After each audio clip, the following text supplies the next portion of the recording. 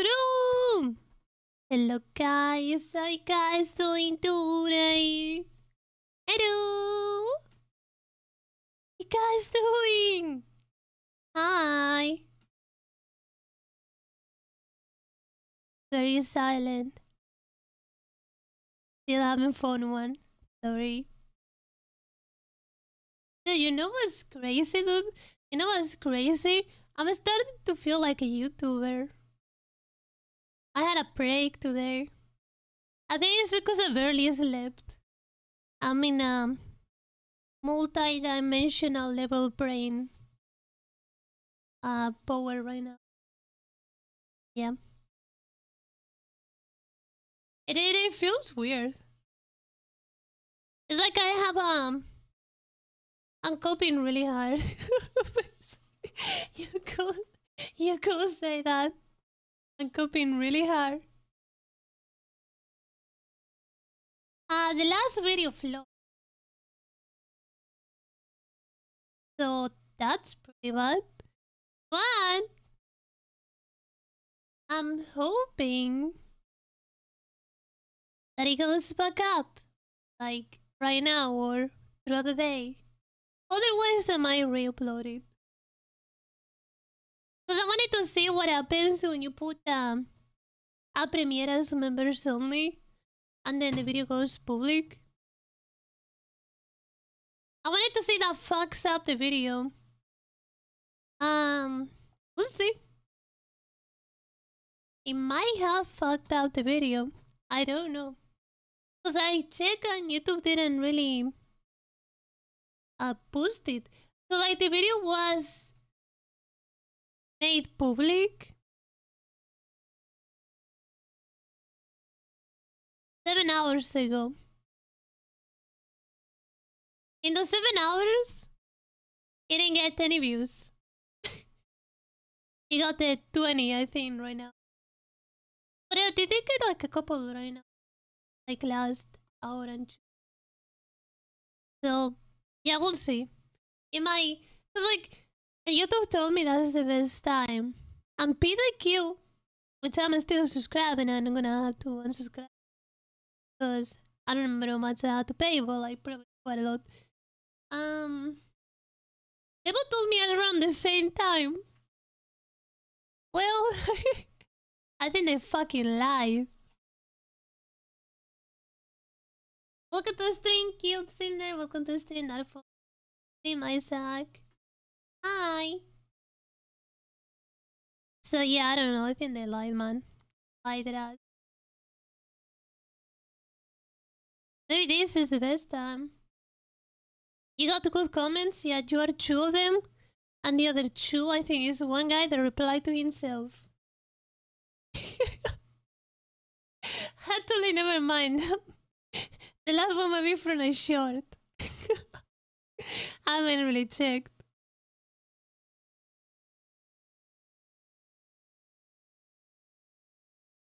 I'm talking about the new video, by the way, not the last one. No, not the TAA one. The Stalker 2 one. The TAA one did have pretty good views. That one did have pretty good views. I'm under surprise. It is funny that I upload a video, it finally gets good views, and the next video I upload, it will get me cancelled. I'm speedrunning. I'm going on a speedrun, bro. Oh yeah.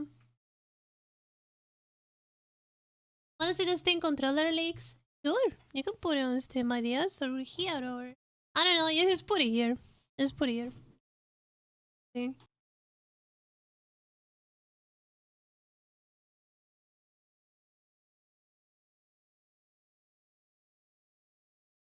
Blue Sky. Oh boy. Does Blue Sky have porn? Is that allowed in there?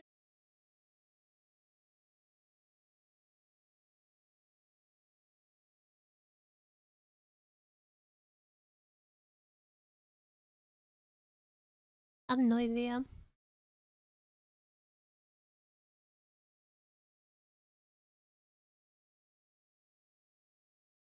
Yeah, but you can totally remove it. Are they like forced to like mark it?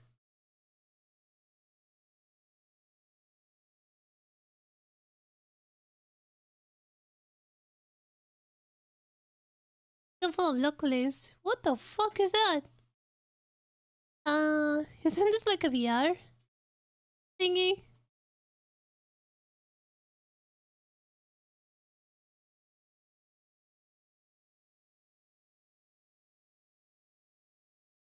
Red controllers. Assuming these are the right controllers.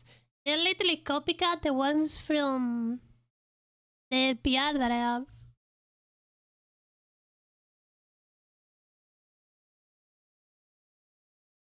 Yeah, because that was the little thingy. I literally have them over here.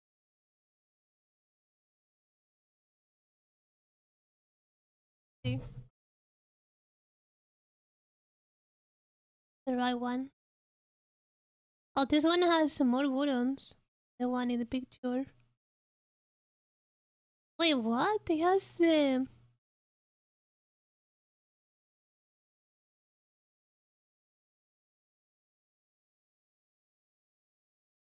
Is that more ergonomic? I don't... Oof, I don't know, man. Like, and I'm like imagining if the joystick was over here, which it is on this picture, it feels not very ergonomic. Maybe if I hold this one, it'll be different. Oh yeah, I mean I cannot copy the thing and stir it up. 1P, like the standard. This one, it's alright. You look at mine. I don't know. I I grew I grew on the Xbox One that has the joystick here. It it feels better for me. I remember when I tried the PlayStation one that does have the joysticks like this and the buttons, and like, yeah, no, I could.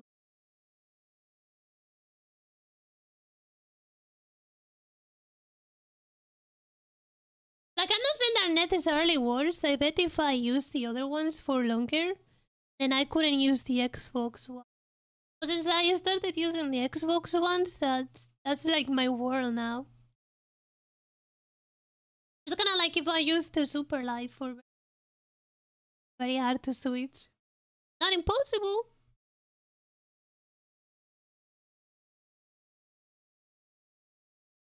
No one has seen it's just this vulnerable drift.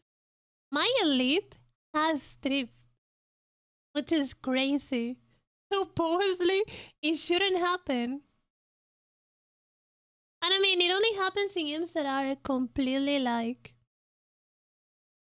once little movement moves the character. There's the only games where you can see it.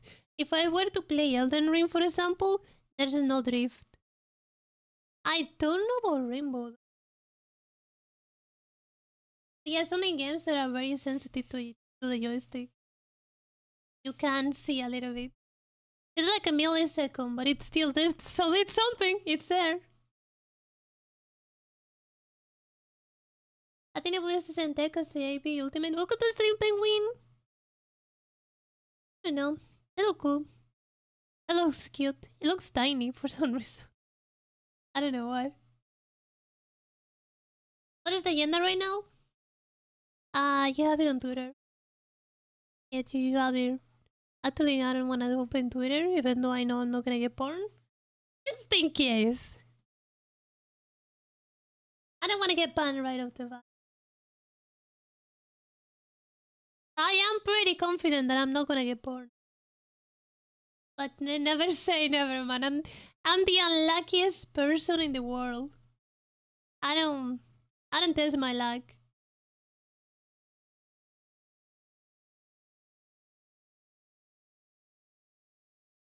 Can you prove it?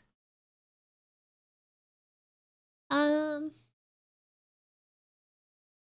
eating another stuff because happened to people. I don't want to look at the channel. Okay, there you go. Bit of stuff. No porn. Is my favorite sword. Is that all you need? Yeah. So fucking right. I could scroll a little bit.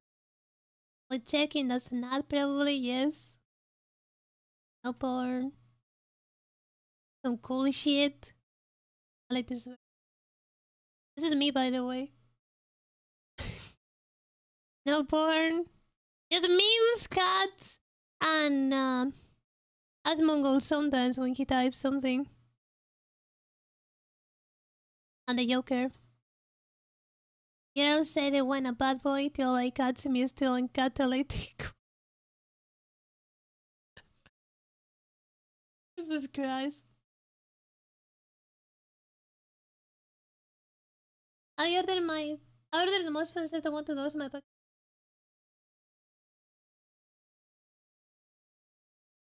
They forgot to check the box. I said, wait. You're lucky? No, I have muted and blocked so many porn accounts that I don't have the number anymore. I don't know, many. By the way, do you guys want to know a trick? It's something I figured out. You want to know a trick to like to make Hiroshi notice you? Make a code tweet and make it in Japanese. So far, it has worked 100% of the time. You just go tweet whatever you want to go tweet off of them, and they will see it. It has worked 100% of the time. Not that I did it for that reason, it's just something that happened out of the process of something else. You know? It wasn't the intention, but it's something that I've noticed. Pattern. I can see why though. Well, when you see everything in English and suddenly you see something in Japanese, well, you like your eye just goes there, you know, and then you get curious. Wait, you actually do porn? Do I? I'm not sure, man. You should check the link. What can we watch today?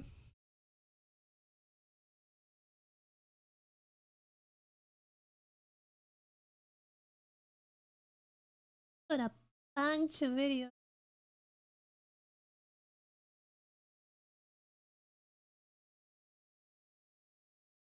Bet you won't send the link.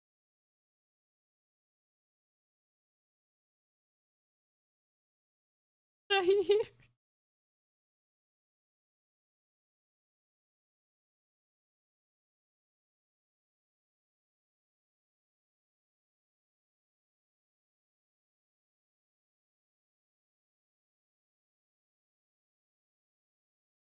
Yes, talk to me, please. What is this?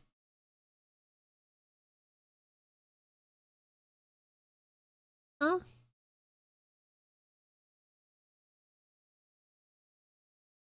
What? What's it taking? Tap as fast as you can. Do I need to type what's in there?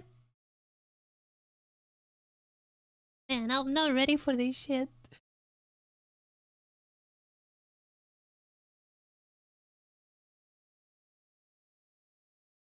I'm really good at arguing in the internet, can you tell?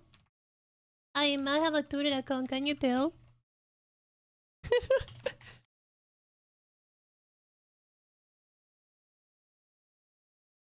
This is what typing 4 shorts titles a day does to a person, by the way. With few time between.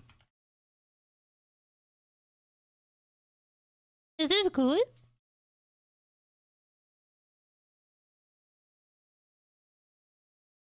I have no idea. So there's a couple reasons why I think I type fast. One of them is because if I type a little bit slower, the keyboard just puts 3 keys instead of 1. So I gotta be fast. Because if I press for a little bit too long, the keyboard just starts spamming letters. Because I have it at 0.1 millisecond. You know, it is what it is, man. That's how you learn.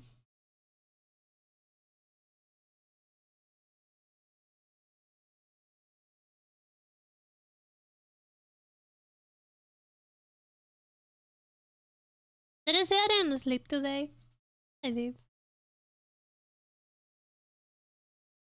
If you got me locked in, I would be waiting. I think it needs to be at something timed. That's something that I gotta do fast for the system to like trigger.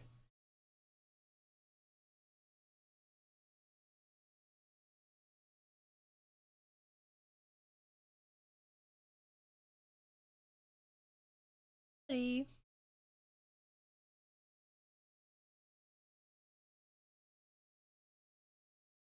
College students who can't read. The accuracy is really good.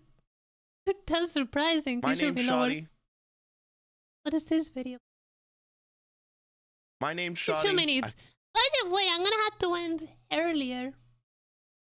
So like I woke up very early because I had to take my. I'm gonna also have to pick him up. So yeah, I don't know how many times I'm gonna have to do this. So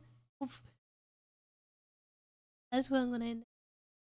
My name's Shoddy. I've been playing FPS games for way over 15 years, and not only have I trained from the bottom 1 time, but I've done it 5 times. Once on console, without any aim trainers, once on PC when browser-based aim trainers were the greatest. You're coding? I want to kill myself in Minecraft. I mean, yeah, whoops, sorry.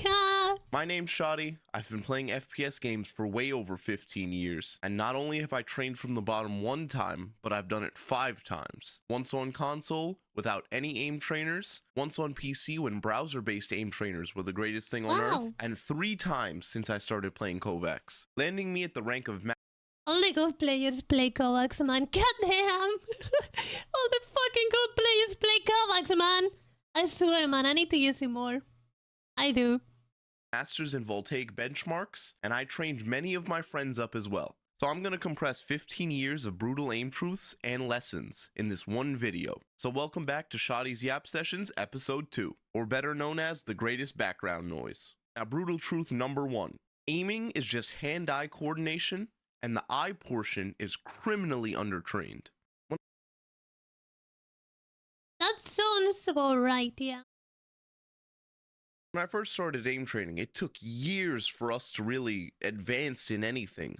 Most of the conversation about aim training was all because of the Aimer 7 documents way back in the day. And I think recently, a lot of people have realized this is just hand-eye coordination. I'm seeing where my mouse is, I'm seeing where my crosshair is, and I'm lining it up without thinking about the movement of my hand, letting my movement of my hand do it. We always You become one with the computer, man.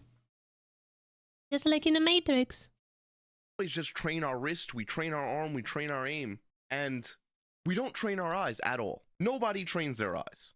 Very few people. So I decided to train them. But I do because I'm autistic, no, because any of this. I tried it out. I tried eye stretches, I tried different routines. You guys might know about it way back in the day. Prosper was a YouTuber, and he made eye routines.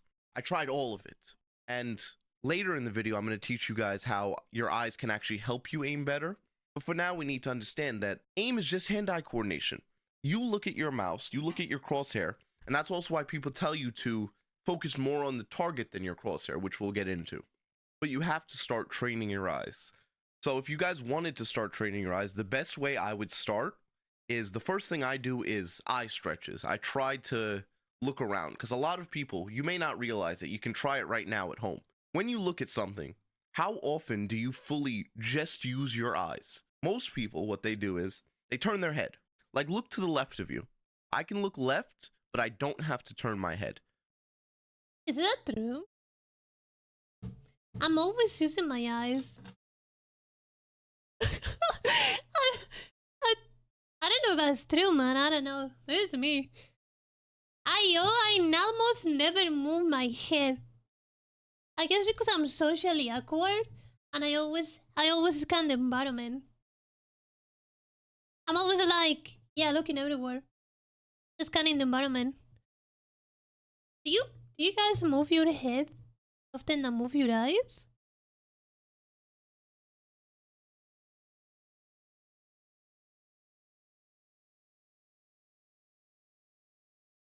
Look at this crazy thing. Does that technically make glasses a PD? I guess. But without my glasses, I'm blind as fuck. I think I'm legally blind. Almost legally blind. Like, without my glasses, I can't see shit. I'm basically in the dark. Oh, my head with my eyes is so poor. Bro, even, like... So, like, I have, like, a death zone on the edges of my eyesight, where the glasses don't reach, of course, so it is fucking blurry as fuck, but like I can still see shadows. So like I still look around the corners through my eyes constantly to see if I see any movement. But I think it's because of my social awkwardness, but I'm constantly scanning the environment. That's why I do it. And in a way, I'm like turning my eyes again. I'm lazy to look beyond my... I'm constantly doing it. I mean, I guess I also do it every time because you see sometimes I'm looking at the screen, but I'm also reading the chat, though. It is more complicated. But I'm gonna start doing it more so the fucking microphone piece of shit doesn't cut.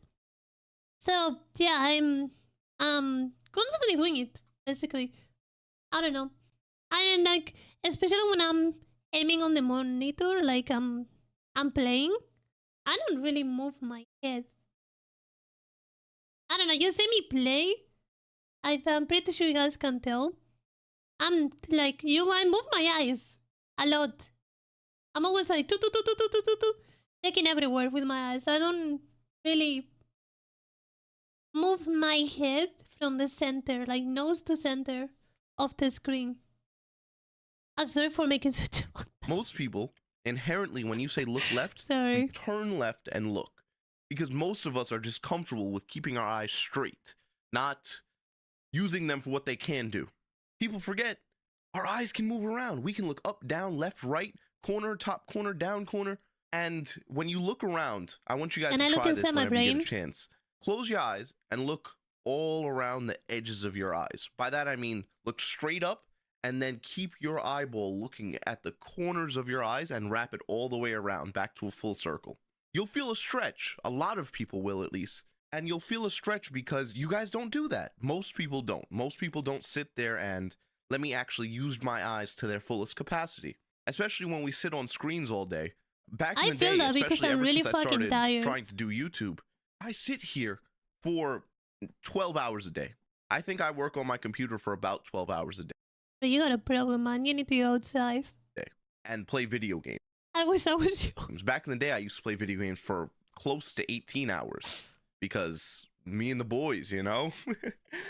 But when you're looking at a screen, I've even noticed sometimes when I'm aiming in Kovacs or in any game, I move my head sometimes. I notice I do it inherently. But as soon as I started training my aim, it was like night and day. It felt completely different. My aim felt better. I felt more awake.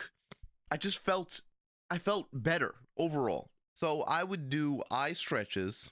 There's a video on my channel where I talk about different stretches you can do for your eyes, but I think I'll make another yap session video where we talk about eye health, wrist health, things like that. But for now, I would look up any eye stretches you can find. There's one by Brightside on YouTube. That one's great. I use that one for ages. And go outside, please. Getting a little bit of sunlight and looking at farther distances does a lot of good for your eyes. And as gamers, I understand, you know, you want to play video games, you want to chill. Some of us have work and we go outside, at least the ones that aren't like me and we want to work from home. We go outside, we get sunlight. But for all the people that are like me and you sit inside all day or you're working from home or things like that, please, just for a little while. This morning before I started recording this video, I went outside, I went to do a little bit of pull-ups. I'm not gonna lie, like I went outside today, like I said, and I woke up super early. I literally left the home and it was dark. When I left, it was fucking dark.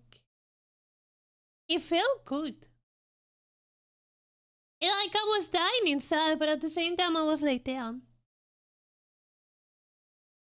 Walking to like back in the days when I was in primary. I don't know, man. It feels good. It does, man. I'd like trust. Like the thought of doing it feels terrible, and actually doing it is even worse and hard. But when you're actually like forced out of your like environment to like having to go, it's enjoyable. It can be. Like I was thinking about it, especially on my way back when it was more like getting daytime. I don't think. What did I think about? It was some sort of thing like, well, sometimes we just have too much free time, and it's such a waste being in bed so long instead of going outside. Oh, it was some sort of thing like that. Either way, I'm still gonna be in bed if I had the free time. I would play Black Ops. Really, yeah, Black Ops. Got some sunlight. It almost hurt my eyes. I felt like a rat coming out of a corner. I was like burning. My skin was burning off. But it's good for you. And now let's get into brutal truth number 2. It is. Getting above average aim takes below average effort to obtain. Now, that's going to be controversial for a lot of people. A lot of people say, well, it took me years. It took me this. Because you're fucking stupid, that's why. You might be watching this video. There was a guy who commented on my video this morning. And at first I read it, I was like, oh no. Sorry, you're either stupid or very lazy. I was both. Another hate comment. Why are people so mean? I used to be both. But I read his comment. He made a good point. Or her comment, Still I don't know. But I read the comment and it made a good point. It said, why should I believe you, basically? Why are you the correct person to listen to? Because they said that they got to Voltaic Masters in 100 hours, less than 100 hours. And the thing is, that's a good question. But that's the thing. They put less than 100 hours in, and they have basically top 1% aim. Learning how to aim is ladder that no matter who you are, you're gonna have to follow the same things. Now, once you actually learn how to aim, there's different aim styles that may or may not fit your style, your personal style. But like the first steps of the ladder, like getting average and above average aim, anybody can do. The problem is getting your personal style. That's a bit more complicated because you gotta figure it out, basically. Like I say all the time, everybody can have my aim. Like, if you're not fucking lazy ass like I used to be, again, you can get my aim. Just need to train it very long. And also, it's one of those things that once you get it, even if like time passes, you stop like going hard at it. I think it's like learning the bicycle, how to ride a bicycle. You can easily get it back. At least more than the first time. Because there's very few people that are Voltaic Masters. Especially people, if you take the sample size of the amount of people that play FPS games in general, there's very few people that reach that level of aim or have that level of overall aim. But they did it in less than 100 hours. I don't think 100 hours is a lot of time to achieve anything. I think that's very, very low. Most people play Valorant or to games like that, and they never even reach an average rank in that many hours. But it proves the point. You can get very good aim in below average effort. And that's also why I make this channel. That's why I make these videos. Because I responded to them and I said, the reason why I think people should listen to me is because I have so many hours. I made every mistake. I sucked. I was terrible. A decent amount of my hours are like AFK farmed because I'd open Kovacs and then I'd be like, wait, let me go play another game. And then I forget about Kovacs open. But a large portion was me actually trying to get better. And I wasted most of it. I sucked. I was training wrong. I was just clicking dots when I could. But if you want above average aim, you need just a little bit of structured routines. That's it. Just a little bit. And in Brutal Truth number 5, I'm going to tell you a little bit about those maps that you would need and what basic routines you could use to get way above average aim in really below average effort. But for now, Brutal Truth number 3 is great aim will get you out of most ranks in FPS games. Now, there's plenty of people that are naysayers of this. They say, most ranks, he means like platinum, max. Max, I'm talking about max. Maximum platinum. If you want to go platinum and above, and platinum, I mean, like, let's say there's iron, let's say there's no, actually, let's put the rainbow, since most of you know rainbow. There's copper, I think there's maybe, not sure. And then there's silver, then you got gold, and then platinum. With aim alone, you can't get to platinum. But if you want to get more than platinum, either you're going to have the craziest fucking aim, or you ain't getting it, bro. It ain't happening. You're gonna beat your ass. And even on platinum, you're gonna struggle because there's gonna be the peak. If all you got is aim, good luck. People are gonna destroy you with like simple game sense. Yeah. Oh, aim is less important. You should focus on your game sense. You should focus on this. You should focus on that. I don't believe you. I really don't. Most FPS games, if I shoot you before you shoot me and I hit more shots, I win. I could have poor positioning. Yes. I could have a lot of bad things. But in general, if I'm getting 40 kills a match in a game like Valorant, I will win more than the person that's getting 20 every match. Not necessarily true, but whatever. Let's continue. Now, I think to reach the upper echelon, yeah, absolutely. You need all of it. You need to know lineups. You need to know a little bit of this, a little bit of that. If you want to get Radiant or if you want to go in COD, you want to be the best. But in general, if I'm hitting a lot of headshots and I'm playing better than you and I'm hitting more shots, I'll probably win. Now, I could even beat out, let's say Apex Legends. People like to rep about Apex Legends because it has a really high skill ceiling with movement. I was facing someone in Apex, and by no means am I super good at it. I think I could reach Masters in Apex, but that's about it. But this guy, he jumps in the room with me, and he starts doing this crazy bunny hop, and he's flying back and forth, but it didn't matter, because he was shooting at me, and all that movement he was doing, he missed maybe, let's say, 10% of his shots. I hit every single one, and most of them were headshots, and he lost. Yeah, I'm flexing over here. A lot of people try to compensate for poor mechanics with better game sense and things like that, and it works. It does work. You don't have to have goated aim to be a top rank. You don't have to have goated game sense to be a top rank. You do need either a balance or expertise in one of them.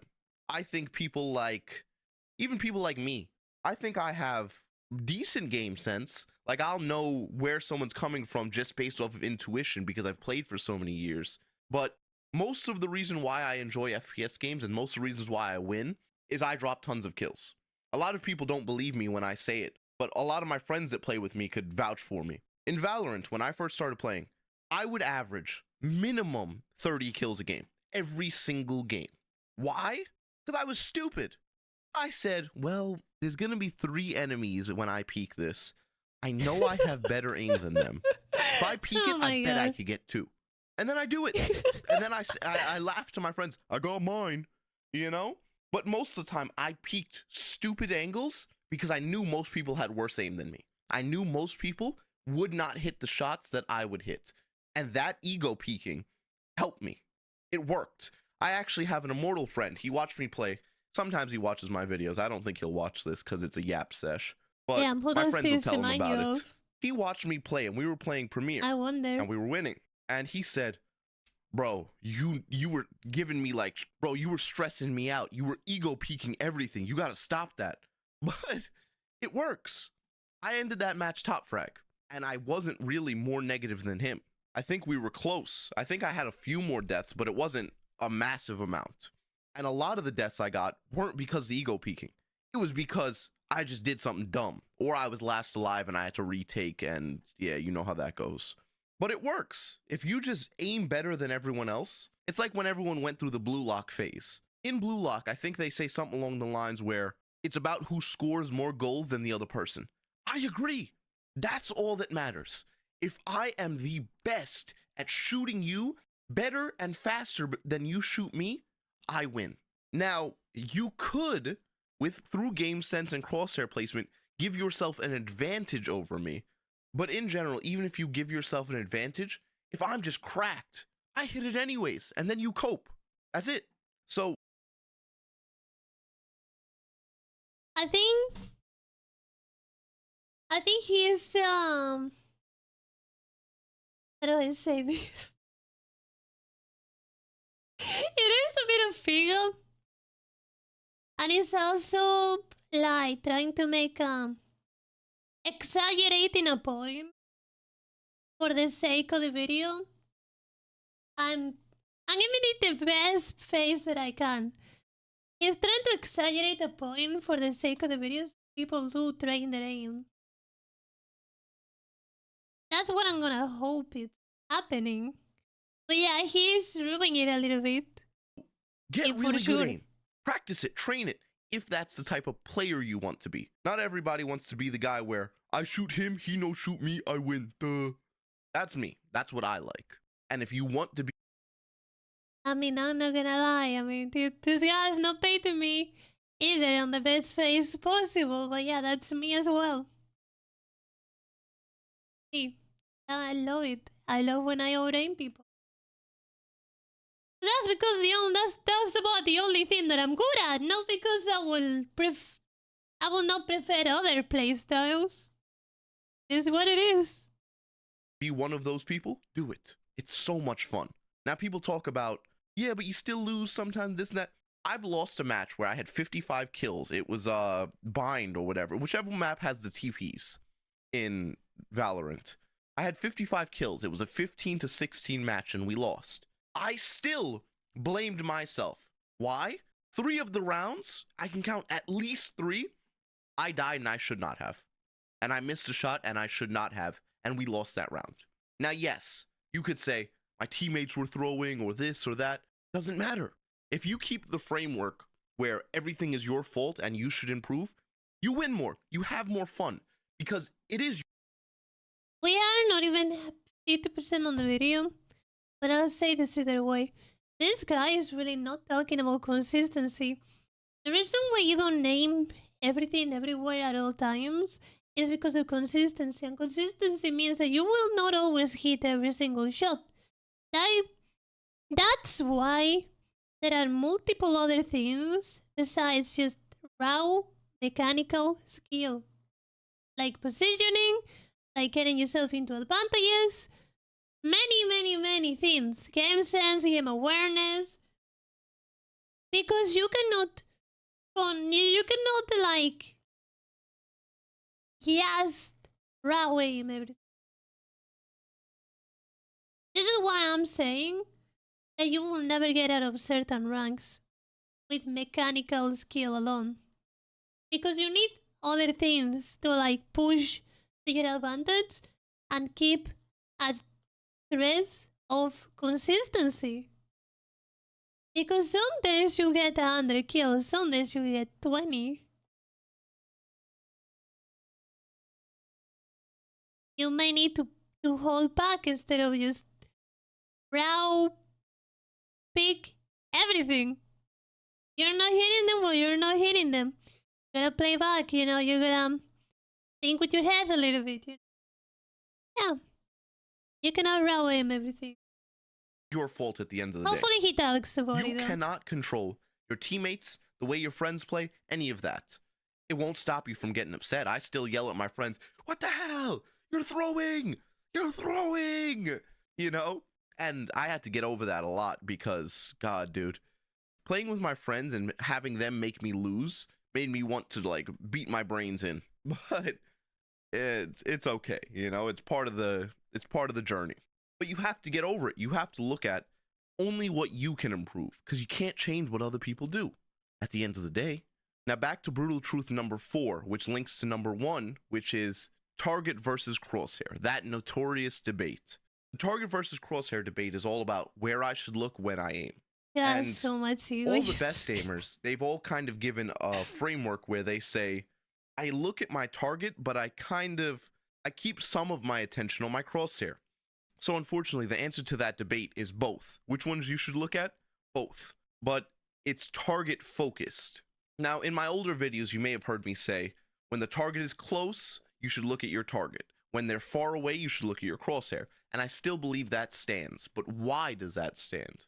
The best analogy I can give is back when you were a kid, if you ever took those paper towel rolls and looked through it, you could remember that seeing your friends or your family through the paper towel roll would be easier when they're far away, but when they get really close, it's like a blur when they go past you. That's exactly what it's like focusing on your crosshair up close, because they're moving much faster relative to that tiny focus point that you have. But that's a pretty good analogy, I'll give you that. That is a pretty good analogy. that generalization doesn't stand for everything. You can't just use that one generalization and it works for everything, because it's mostly has to do with speed. If something's moving super fast, you don't want to have one tight focus point. You want to keep your eyes fluid. But if something's moving extremely slow, you want to make sure your crosshair lines up, so you want to focus more on your crosshair. So if you go into a real match and you try out that generalization, you realize it feels a lot better, especially in aim training. If you guys have ever aim trained, go into Air Voltaic. It's a map with a stupid little ball that floats around and strafes left and right. When the ball gets really close to you, stare at the target. Tell me it doesn't feel really nice and really smooth to look at it, and then start staring at your crosshair. You'll feel as if you're being drowned out. You can't even keep up with what's happening. And that's a good representation of what it feels like looking at the two. Because a lot of people don't realize, that guy's strafing so fast, it's hard to keep up with him. But if you look at him in a different fashion, if you look at him instead of your crosshair or your reticle, He could make this so much faster by just saying, Matt, look at the target, not the crosshair. The analogy is cool, but it's a bit unnecessary, you know? it's easier. You feel like he moves slower. It almost feels like they move in slow motion when you're I'm staring just right saying. at them. I'm just Because saying. your eyes can help you register what they're doing, and you can read their movements better. Now for brutal truth number 5, it only takes about 2 maps in each category to become cracked. Now, that's controversial. People say, well, no, that means those super long routines that everyone tells us to do, they're useless. Yeah, they are. A lot of them are. Like I said, I've wasted tons of time aim training. And I used to do the 8-hour, nah, I'm exaggerating, it's like 60-minute routines. But 8 hours sounds better. The 8-hour routines of me sitting there, dying, slaving, hurting, crying. But it's real. That's what it's like. But I realized that it doesn't really help. I found that a few maps. I don't First, I'll stop go like into that. clicking.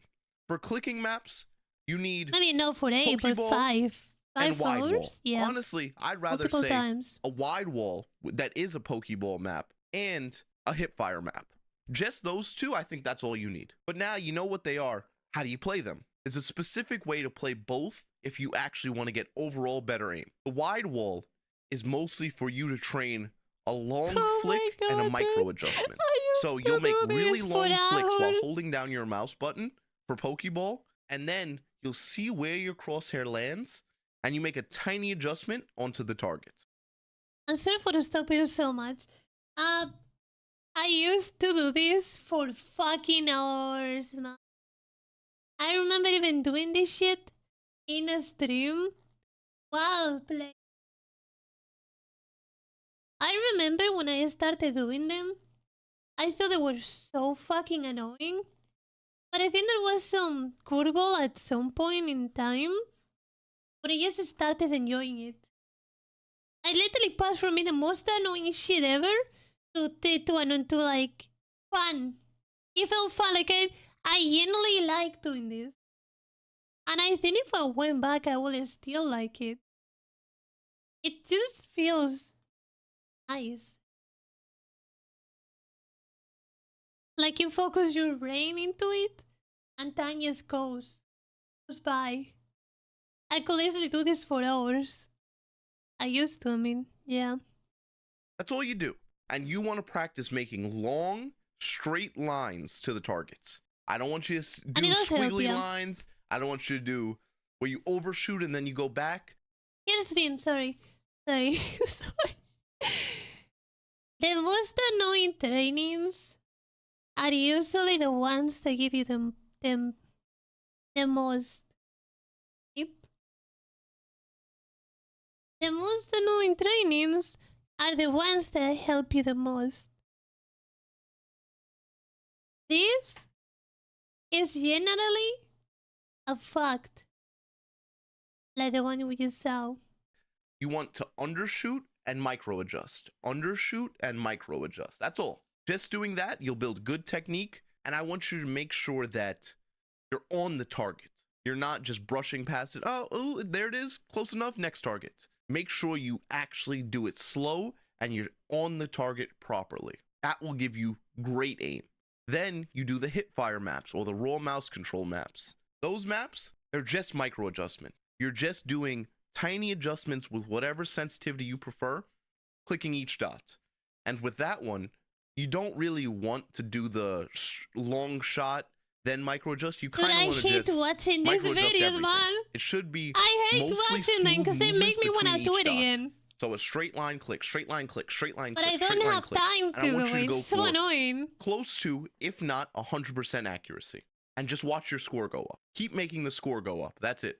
That's all you need for great static clicking. I hate it, real, because it just makes me want to open games like Valorant, CSGO, and sniping in video games.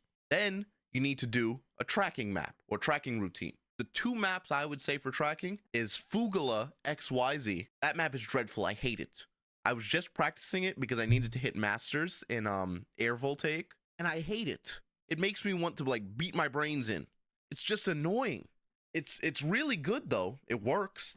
And then the other one I would say is track stop. Track stop, I don't know why. I hate it. It's the worst thing ever created. And that means it's good. It's good. If it's terrible like that, I think it's good. Track stop, what it does that's what I'm fucking is saying. You're tracking a bot that strafes left and right. That's what I'm and it just fucking randomly saying. stops. And it makes you not predict. You see, guys, I know what I mean. I'm proving it once again. Predict movements, but instead read what it's doing. Sometimes it won't stop, sometimes it'll actually strafe, and it makes you actually react to what is happening. Now, Fugal XYZ, it'll build up smoothness, it'll build up reactivity, it'll build up a lot of things. But track stop, it builds up really fine motor skills for reactivity. Because I found that until I started using it, I would almost, how would I explain this? The bot would move, he would stop moving, and I would flick back, overshoot it, flick back, overshoot again, and like jiggle on him until I realized he's not moving. What am I stressing about? But a lot of people almost panic when they're tracking instead of the smooth, calm motion it should be. So to train for these, for Fugala XYZ, you kind of just track it. That's all you really do. There's something called edge tracking and things like that. I don't want you to worry about that. I want you to get a nice crosshair, a nice small-ish one, and I want you to make sure your crosshair is on it at all times. I don't want you to flick towards the target, because a lot of people, when they first start tracking, they flick. They do a lot of like tiny flicks to track onto a target. Instead, what I want you to do is just smooth movements, okay? It's okay to be a little bit behind. You'll learn. But if you want to do long smooth movements, for example, smooth bot on Voltaic or other maps, it's usually better to lock your wrist almost and use your arm to aim, which we'll get more into in the next truth. But you want to lock your wrist almost to do smooth movements because your arm is a lot more stable and smooth than your wrist. And then if you have really fast sensitivity for the tiny adjustments, like the little short strafes, you'd want to use more of your wrist because it's better at fine adjustments like that. And you're just going to practice that. You're going to watch it, you're going to read what it's doing, and you're just going to smoothly do it. Don't flick at it. Don't try to overcorrect. A lot of people overcorrect when they're aiming. Just do smooth movements. Watch it move, and you'll realize that the movements it's doing is not as complicated as it feels at first. I would do the ones with no blinks because blinking makes my brain smooth, but I digress. I actually, any blinking maps actually makes me realize that I'm garbage and I hate tracking. Maybe I shouldn't fight a tracer. I was gonna say this, like, his aiming style looks like shit. I've been watching the video for 20 minutes now. He does not seem like he has a very good, which he probably kinda does. But it's because what he is doing is an aiming style that, for the sake of videos, it looks kinda lame. Basically, what he does, he long flicks and then tries to micro flick all the time. He's sure, as much as he says he hates it, for the sake of like the gameplay looking a little bit more smooth, he should really train that tracking because it looks like shit. I'm sure it gets you a lot of kills, but like in terms of like content creation, which is something that I'm very like into, it just looks like shit, bro. You need some track. You need some tracking in there. So like, you know, for the sake of the video, to like, so people see that you have really insane aim. Instead of like saying like, okay, you flick into them, you get close to them, and then you start like, boop, boop, boop, boop. But You know, you see it all the time and when he's aiming. it really helps. But in Fugalo, looks just like try shit. to keep smooth tracks. And then for the track stop, Yes, just try to actually That's react what I mean. It looks to it. like Don't shit. just... It makes it seem like he sucks. It's terrible. Maybe it's gonna stop. I'm just gonna stop moving my mouse. Actually watch what it does. You're gonna overshoot, you're gonna look stupid. It happens. It happened to me plenty. It's okay. It still happens to me. I hate track stop. But it does help a lot. I may have lied a little bit about only needing 2 maps in each category, but it's not what you think. Hear me out. I also, for tracking, believe you need wrist smoothing maps. Everyone needs this. You should play this before you play any map, period. You should do this before you even play a real match in a real game. You shouldn't play Valorant first. You shouldn't play Kovacs. If you ever want to be a little bit more consistent, which we'll get into consistency later on, you should start with this every single day.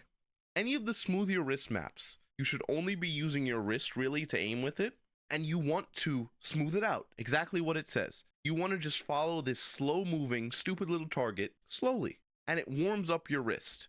If you're not going to do all the wrist stretches that I clearly preach a lot, at least do this. This will help you. It will stop damaging your wrist as much as you probably do now, and it's a good warm-up. It makes your aim feel smoother throughout the day.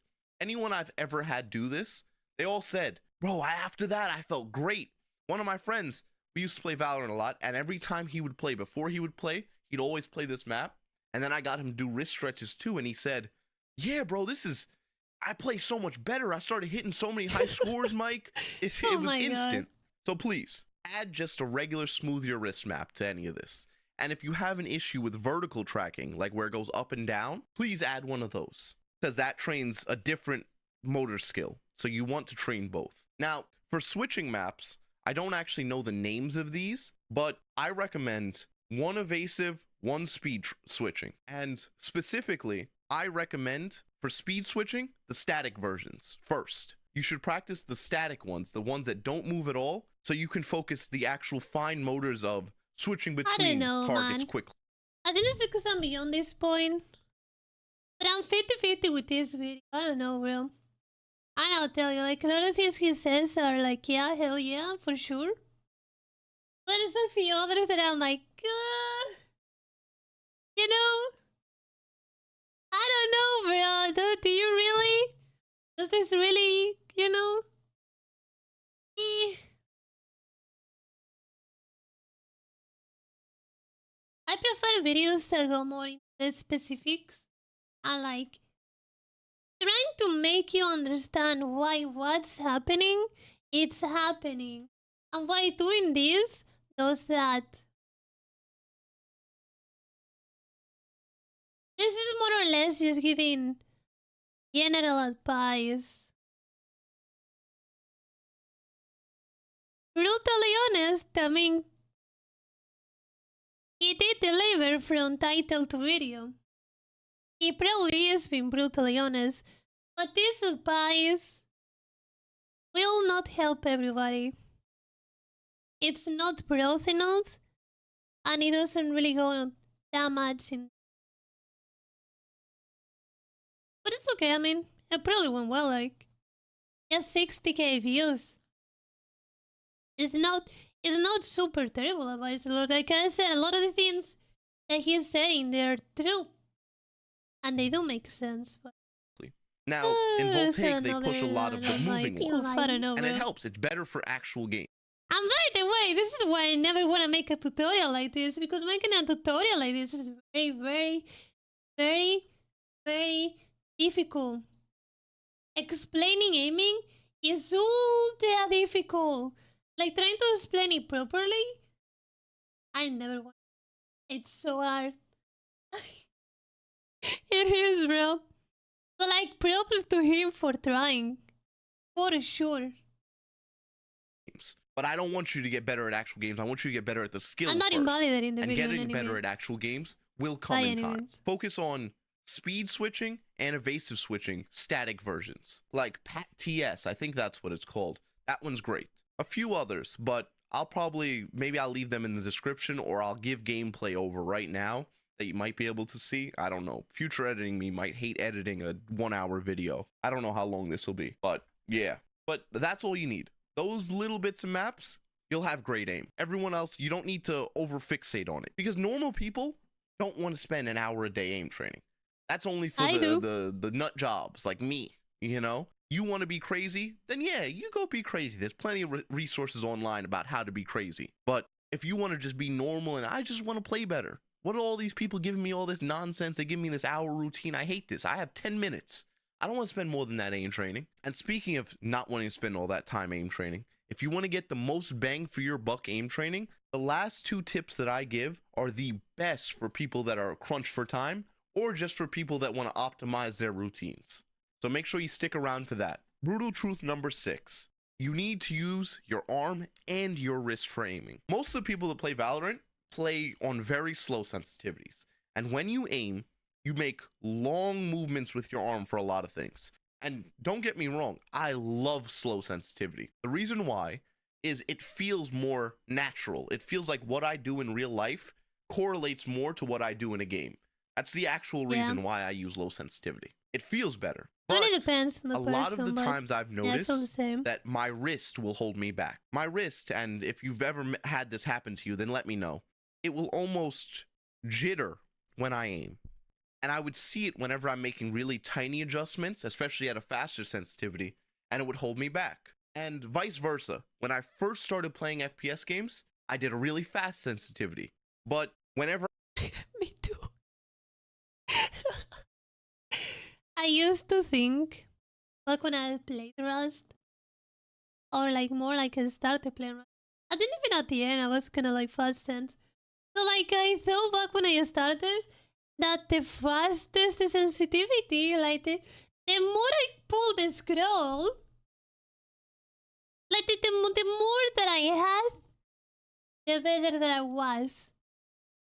That's what I thought in my brain, because I was like, if I can move faster from point A to B, there's no way that I can be worse. We've all been a child. I had to do movements that were a little bit out of my comfort zone, which I needed to use my arm for, I completely whiffed. I'd either overshoot, or I'd shake, or I would just My arm wasn't trained to be as precise as my wrist was. And most people tell you, well, your wrist is more precise and your arm is less and blah, blah, blah. Yes, but no. Yes, your wrist is more precise because it can make smoother, fine motions. But your arm can be trained to do the same thing. And you should train it. Now, how do you train both? If you want to learn more about how to train your arms versus your wrist, then stick around for the 8th truth, which I'll get to in a little while. But first, this should be about the halfway point. We're 6 truths in, and I'd like to say thank you so much for the engagement in the last episode. I hope most of you are from the last one, and there's tons of new people as well. If you're enjoying this type of content, the best way to support me is leaving a like and leaving a comment to let YouTube know and to let me know that this is something you enjoy and you want more of it. The comments on you say that and he puts it twice. Oh my god. Oh my god, anyways. The last episode were amazing. It was so nice. I literally just said that and he put the clip twice. So glad you guys enjoyed it. I'm so glad people enjoyed the yapping. I hope this one lived up to the last one. I don't really, I'm not sure how I'm supposed to imitate the same quality of the yappetry, so you guys let me know, let me know in the comments if it was as good, if it was better. I think the content in this one was better. I think it was much better topics I talked about, and I think it was a little more structured because I have 12 bullet points here that I'm going through in the video. Also, a quick disclaimer, the more people that finish this video, the more YouTube thinks this is an amazing video. I'd love it. You don't have to finish in one session. I know it's probably going to be like an hour, which is awesome. I'm not going to lie. That's so cool. I made an hour of me yapping. But the best way you can support me is by watching my videos, liking it, sharing it to friends, little stuff like that. It's amazing. And I hope that I provide value to you when you watch it. I hope it actually helps you. I hope that I'm great background noise. I hope you're playing a game right now. You're aim training. You're doing something.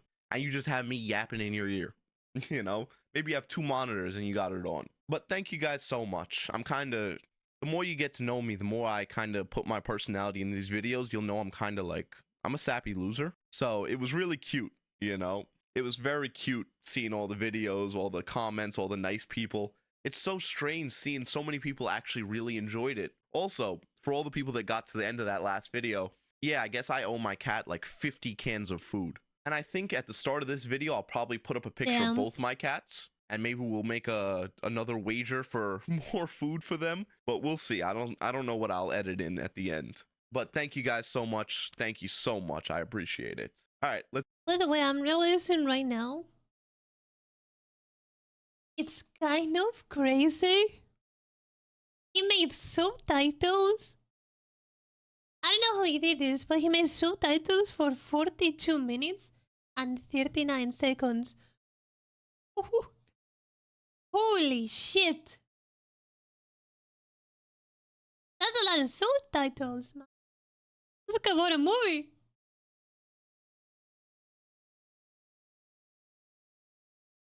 People were those true. I wish somebody specifically heard that. Let's get back to it. Brutal truth number 7. It's all about calm aim. What is calm aim? Why should you have it? How do you have it? Calm aim is just... I'm gonna skip this point because it's okay to be... Before we do that, brutal truth number 8. Your sensitivity should be different depending on what game you play. Now, sensitivity is important. Like I said earlier, so for your arm versus your wrist, slow sensitivity is great for training your arm. You should practice with it and it'll help you a lot. And fast sensitivities, they help you with your wrist. You'll make tiny adjustments. You'll smooth out your wrist. You'll feel it. It'll almost feel looser after you do it. And you need to practice both. Now, it wouldn't make sense for me to go into Valorant, a game where it's all about micro adjustments, tiny clicking, short angles, mostly crosshair placement where I only have to make a tiny adjustment. And then I copy that sensitivity and I go to Apex Legends, where you have to do a lot of 360s, you have to do a lot of tracking, you have to do a lot of fast movements, and crosshair placement's basically non-existent because someone could pop up above you, behind you, in the air, under you, anywhere, and you don't want those same sensitivity. But so many people almost shudder at the thought of changing it. It's like, no, but my muscle memory, my this, my that. But in the first point, like I said, it's not. I use the same swiper. I use the same swiper monitor every single game. Now, while I'll say this, yeah, I have harder times on different games. I don't think there's a single game out there where you see me perform way more poorly. Sometimes you can get over the fact of having low sense in some by adjusting your movement with your arm, your physical self. I will still agree with him though, for the sake of it, that yeah, you may wanna add different sensitivities to make it easier for you. Muscle memory. The problem, here's the thing. That's when you go like only two. You can do that when you know playing those games consistently, which I can't. So I have sensitivity every game, because if I put a different one and I barely play the game, when I open the game, I'm gonna be at a huge disadvantage. Let's say I play this week, and then I pay, and the next time I play is in like 9 days. Well, when I play, I'm gonna be fucking ass. Imagine.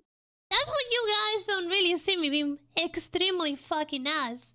Because I might not play the game for a long time, but I still will have the same sensitivity, so I can just outtame the people, man. It'll just warm up everything else. Maybe we'll start a little last, because like different engines also have different calculation of like moving your mouse. But once I get adjusted to that again, it's like any fucking game. I just go through it. I can kill on any game now. It's hand-eye coordination. And in baseball, for example, or in catch, when you're playing catch, your ability to catch something doesn't change based on the wind that day. You either have the hand-eye coordination or you don't. You can see it coming and you know how to position your hands. You can react based on the way the wind moves the ball, things like that.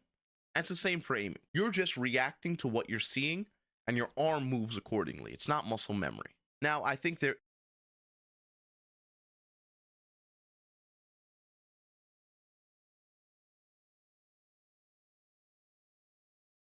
Let me put it again, maybe I didn't understand. I'll give it the benefit of the doubt. or you don't. You can see it point, like I said. It's not muscle memory. It's hand-eye coordination. And in baseball, for example, or in catch, when you're playing catch, your ability to catch something doesn't change based on the wind that day. You either have the hand-eye coordination or you don't. You can see it coming and you know how to position your hands. You can react based on the way the wind moves the ball, things like that. That's the same for aiming. You're just reacting to what you're seeing and your arm moves accordingly. It's not muscle memory. Now,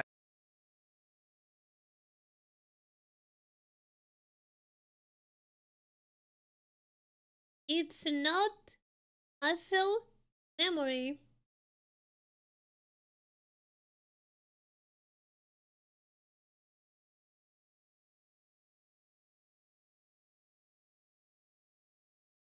It's not muscle memory.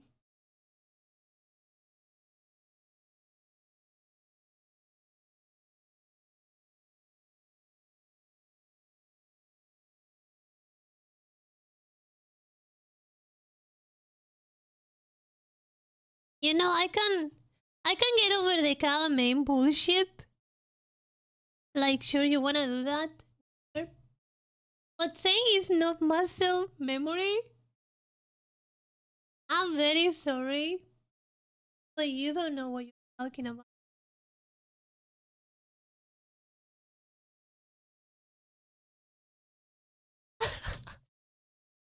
It's not muscle memory. Well, Well, shit, I guess I've been doing it wrong for so long, huh? Yeah, no, that's too much. I'm sorry. It is, dude.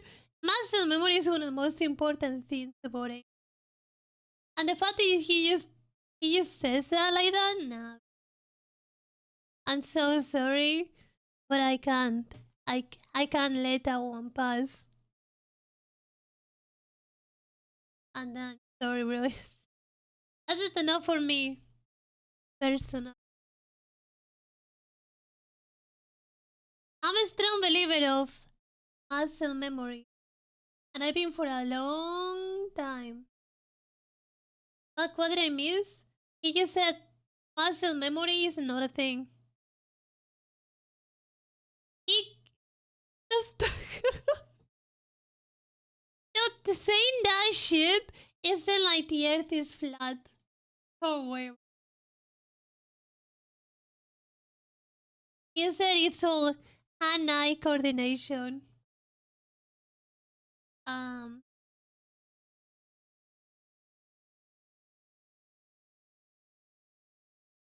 sure, man. Muscle memory is everything. It's not everything, but completely denying the fact that it's something very important. That's that's a crime, bro. When you're making a video like that where you're trying to explain people how things work, that's a fucking crime. That's a literal crime, bro. It's like, sure, you can say it's not the most important thing. That's an opinion either way, but like you can say that, but like you can't completely deny it. That's just straight up fucked up. That's just fucked up. You can't say that. Not in a video where you're trying to explain what's going.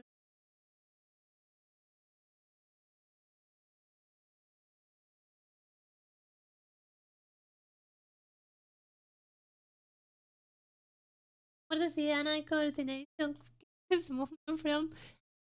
I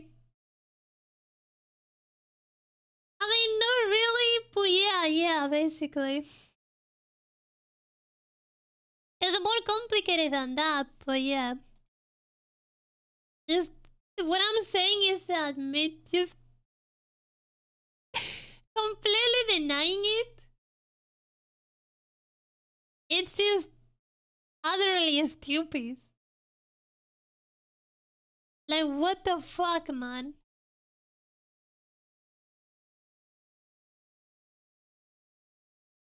Please say that having good aim is like riding a bike.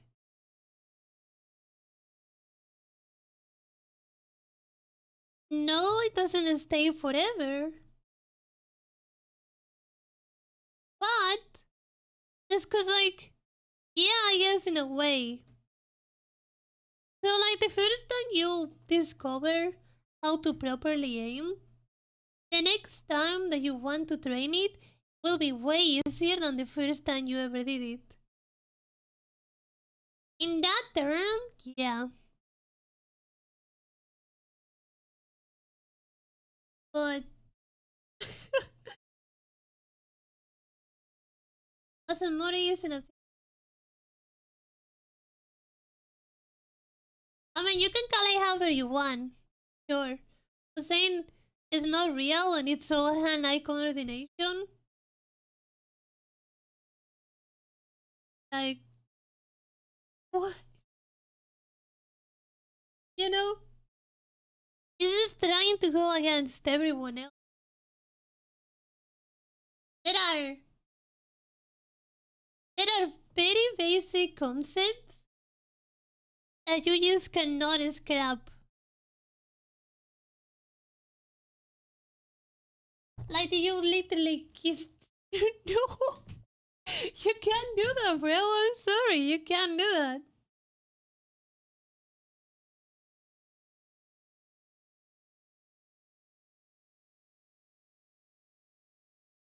This sounds The brain creates form with little to no conscious effort. Yeah, so basically muscle memory is doing an action without having to think about it. That's muscle memory. Doing an action that your brain has configured as automatic. And that is true. Saying that's not real should be a crime. If you're making a video about aiming, it should be a crime. Saying that that is not real.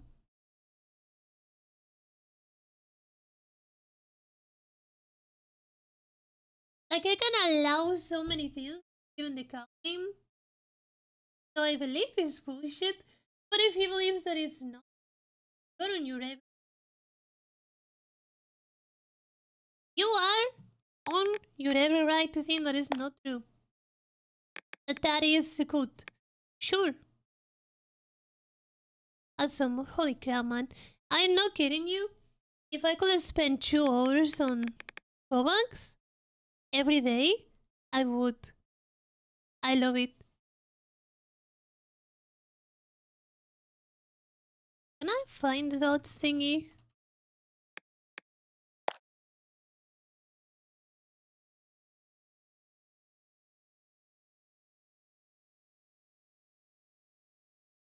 Easy. Is it not for the finals? For sure. I'm so sure of it.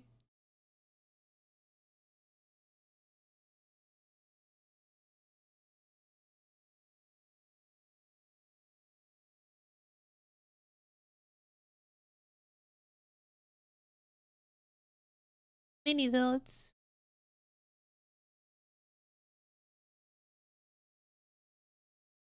Oh.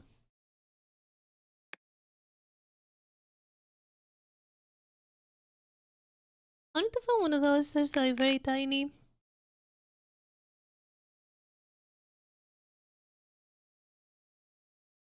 Who the fuck is Waldo? Let's see, what the fuck is this? Wait, how do I... Oh. This is my guys.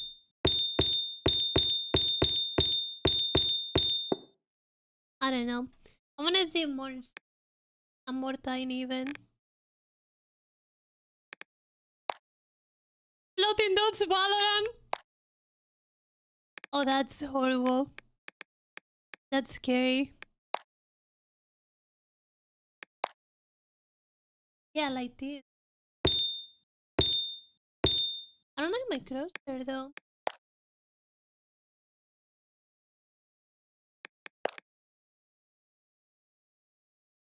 Like that.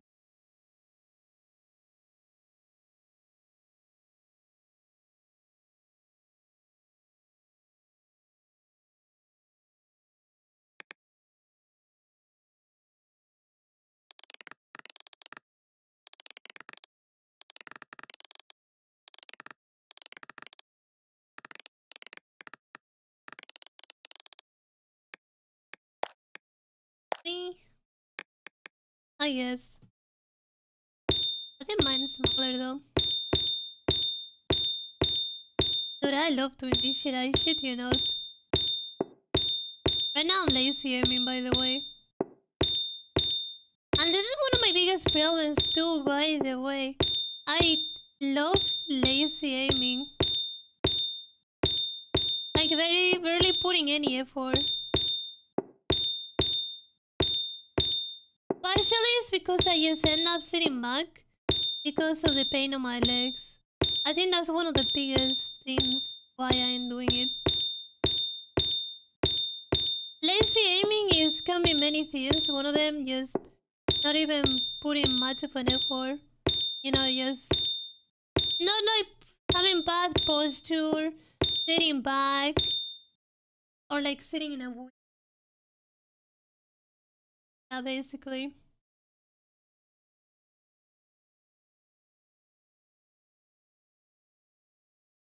Just in a Hi. But yeah, right. I don't want to get it too much into it. Let's put the next one. I see a video with comics and it just makes me get into it, bro. I love it. Fucking love it. Goddamn. I love paint train. I do so much. Big deal.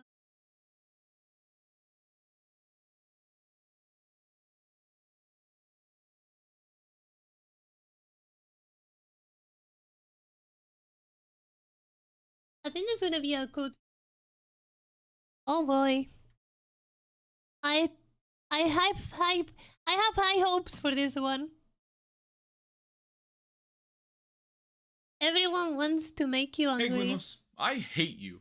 You make me so angry, oh my goodness, so angry in fact, that I'm going to dedicate all of my time to paying attention to everything that you do in order to adequately be upset with you. When I put it like that, it's Ooh. kind of obvious how ridiculous of an attitude that is to have, and yet it's one of the most common to have online. It's a response to what's usually Twitter. referred to as rage bait or engagement bait. Someone posts something Twitter. obviously wrong or debunkable in order to incite a response from the viewer, usually negative, and that gets them to engage with the post. This is also pretty common online. Ever since that one billionaire that pretends to be an engineer bought Twitter and made it so people can get payouts based on how much engagement their tweet gets, it has been so difficult to use that website. Ever since that change, every single In my opinion, I think it's also difficult, but I wasn't there before, so I don't know.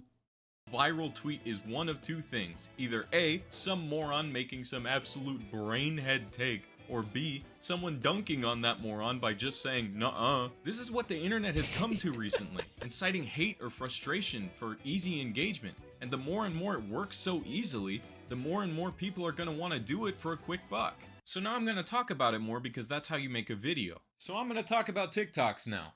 And also shorts and reels, but those are basically just TikToks on a different website. TikTok and Yeah. other short form content is one That's of the why I leading installed all of forces it. of this new wave of anger-based engagement. They say it's part of the TikTok meta. Mispronounce a word in a video, add a typo to your description to mention a few of the more harmless ones. This is fucking true, by the way. 100%. I've done it. Especially the typos one. When you type something not exactly correct. I mean, it's just really funny, by the way. Is CSK seduce? Wait, fuck, man! Oh, I'm not gonna be able to find it fast, am I? Where was it? Fuck, was it a short?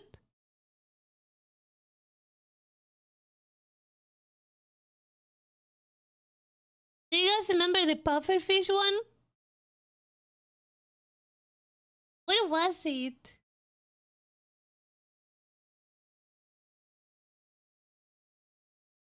Oh fuck, I don't know. I don't think I'm gonna find it.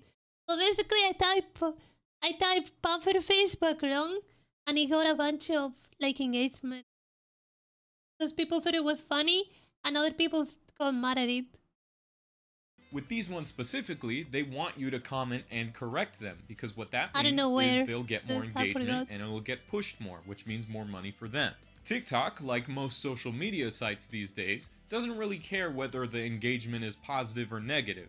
They just care if you're spending time on their platform. I wouldn't know too much Yeah. about TikTok though because I don't have it. I only watch it whenever I have media time with my girlfriend, which is basically whenever she forces me to watch them over FaceTime before I go to sleep. I can think of so many Oh my TikTok God. creators that have been talked about by other commentary YouTubers specifically for this reason. You have the clean girl, Jeremy Fragrance, every other grifter that says a slur and then gets propelled into quasi-stardom. It's crazy how quickly these people grow. And they're able to do it all by making people angry. Sure, it doesn't work for everyone, but there's something to be said about the fact that so many people that get popular these days do so by making people as angry as possible. That, or you just make an okay joke in a street interview and then you become a media conglomerate. Because of this TikTok meta, you're incentivized to keep mistakes, errors, and even straight up lies in your content. Whatever gets people into your True. comments, spending more time on the website or app, spending that time looking at your content. It gets you more views and more money. Welcome to my bed, also known as the Penguin Ethnostate. There's a new genre of channel that's been popping up on YouTube lately, lovingly dubbed the Daily Slop Channel. They thrive off of this type of engagement. They make videos about current events, usually internet related, and it doesn't matter if they make a mistake or misinform their audience. If and when they do make a mistake, it's good for them. I love how he has the script on the iPad right there so we can all see it. I love that. He just adds a little point to the video. Because it gets more people to comment on their It does. videos, and with how quickly the internet moves, they'll just forget about it in like a week. This is going a little bit off tangent, but people are so allergic to just using the web browser that's built into whatever device they're using to look up and verify something. It's really not that hard, especially these days, to look something up before you say it. Sure, you can make little mistakes here and there, nobody's perfect, but a lot of these people have admitted that it's just easier and better for engagement not to care at all. It's gross and it sucks. As much as I like Pyrocynical's big-ass videos about video games that take place all in my head, Pyro Live has gotten so bad lately, and I can't bring myself to watch it anymore. Hey guys, today I'm gonna talk about the Fringle situation. So Fringle, said a slur or something. Is it not that shit on his other channel that I don't watch at all? I think it is. He has 2 channels. I don't know. Here's 8 minutes of Jelly Truck.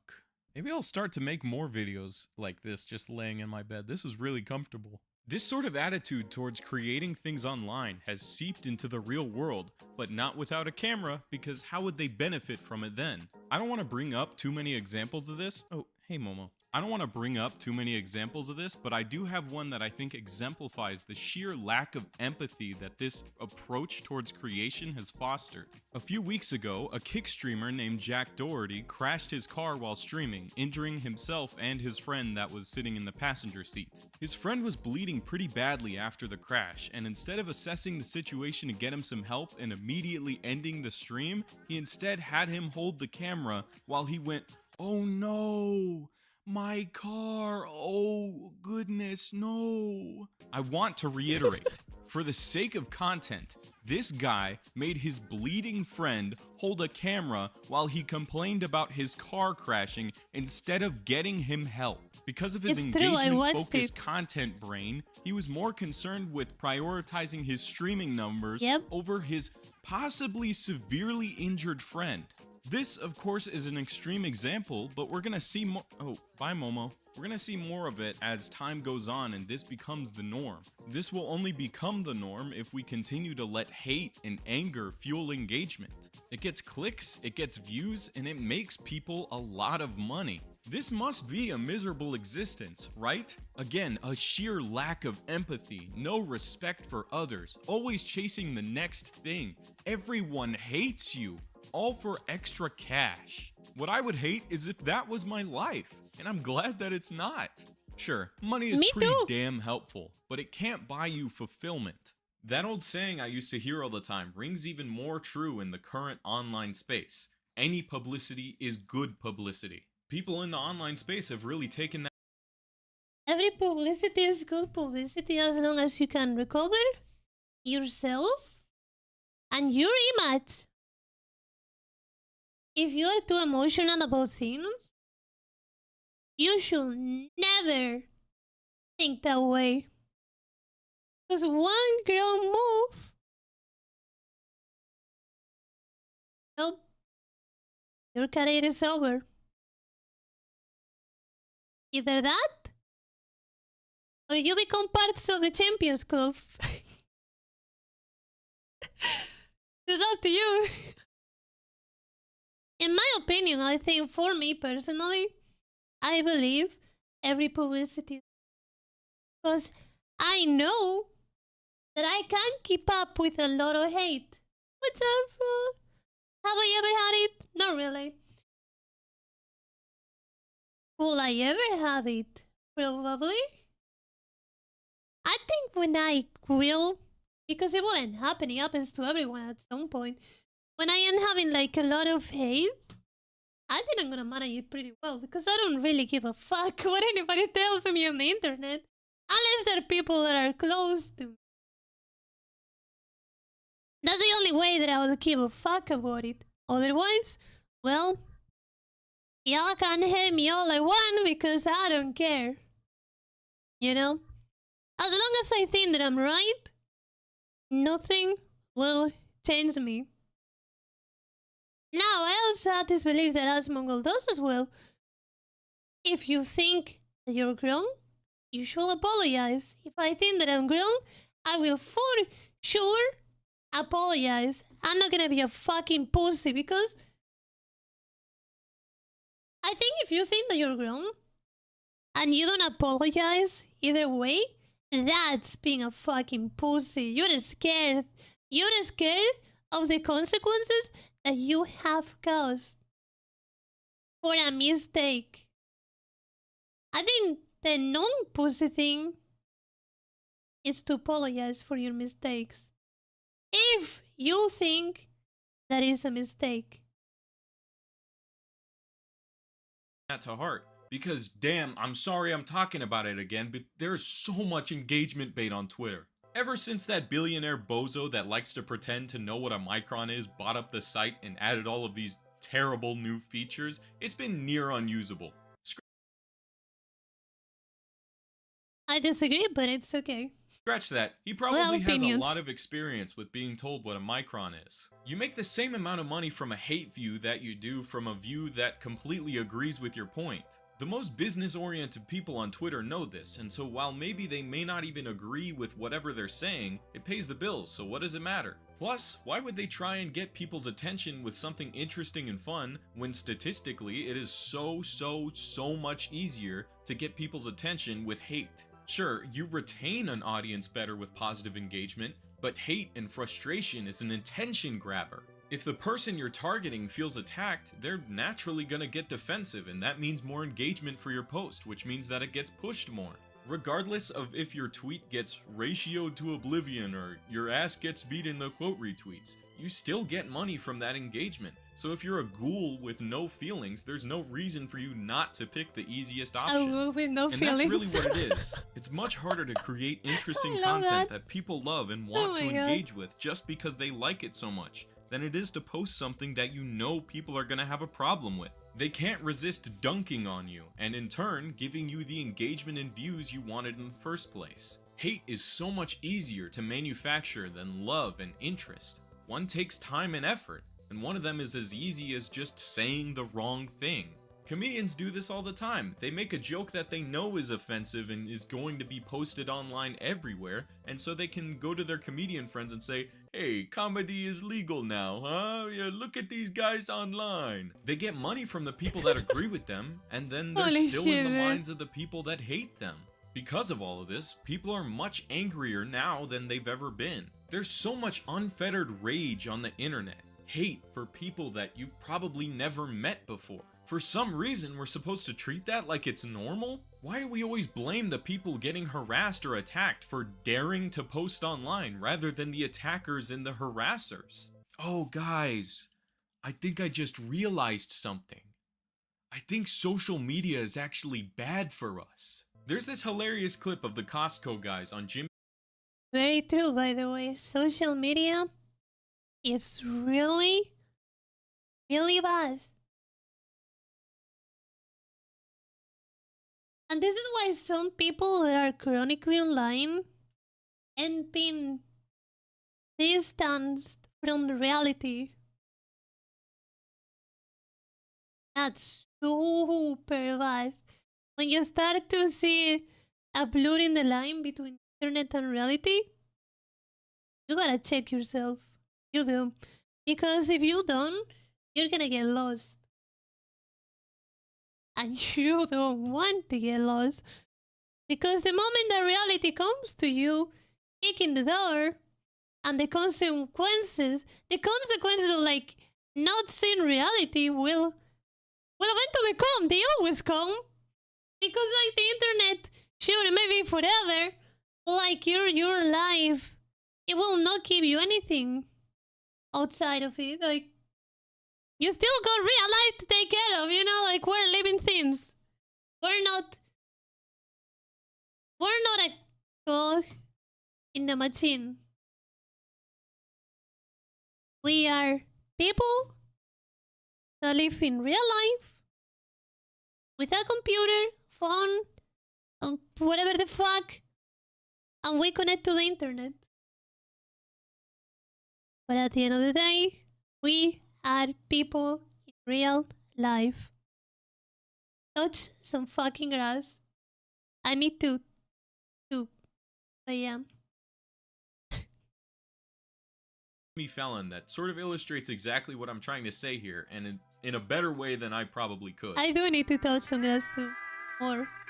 To any rational person, it's clear that these guys have a lot of charisma, they're having fun, and they enjoy what they do. They're just a bunch of guys having a good time, and they're good entertainers, and for some reason, John Late Night has a problem with that. And for some reason, under the tweet that I found it, a lot of people seem to think he's right for seething about these people just because they personally find them annoying. It's okay that you don't like whimsy and fun, just don't impose it on everyone else. That brings me to the crux of what I'm trying to say. Anger is one of the main things driving engagement on the internet these days, and people are just getting used to it. For some reason, a lot of creators and watchers have decided that this is just the meta, and so to succeed on YouTube, TikTok, wherever, you have to play this game. It is the meta. Yeah, it is the meta. It is. Do you have to play by it? Well, just like you can use the Jackal on Black Ops because it's the meta. Well, you can also use Sniper, you can also use the DMR, you can use many other things. You don't have to use the meta. And it's there, it's real. Got to use it? No. Do you see me with poops on the internet? No, I'm flat as fuck, like in real life. You don't have to play the meta. You don't have to. It is there though. I think that's ridiculous. There are plenty of creators that are successful making things that they want to make, doing it in a way that makes people That's what happy I'm and saying. engaged. That's what These I'm saying, people bro. have no need for engagement baiting. It's just that it's the easiest way to do it. You're doing it without any soul or life. I have such a big problem with people excusing their favorite creators for doing all of these things, because they're just playing the game, or it's the meta. Being self-aware about doing something bad doesn't make it any better. In fact, I'd say that it makes it shittier when you do it. All of these creators know what they're doing. They're trying to goad you into wasting your time on their content. They're trying to make you angry on purpose. Well, I don't think there's a need to excuse the behavior. Because at the end of the day, if you really think about this, it's just a product. You don't have to interact with the product. You can just ignore the product. So like, while I don't think that we will need to even excuse it, we should teach IRL about all this stuff so that people don't fall for these things. Because if you don't watch it, people will stop doing it. So you can't really put all the fault on the creator for doing something that works. You gotta teach people to not fall for it. That's my opinion though. That's it. People talk a lot about doom scrolling, seeing bad things on your timeline, captivating you to continue scrolling, feeling worse and worse. That doesn't happen to me anymore. I uninstall TikTok, uninstall Instagram. I don't watch shorts. I don't watch any short content besides scrolling through my feed on Twitter every so often. To like post some things because I'm a content creator and I gotta keep it alive somehow.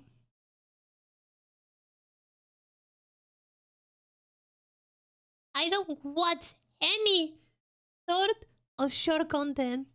And I'ma tell you, my life is so much better.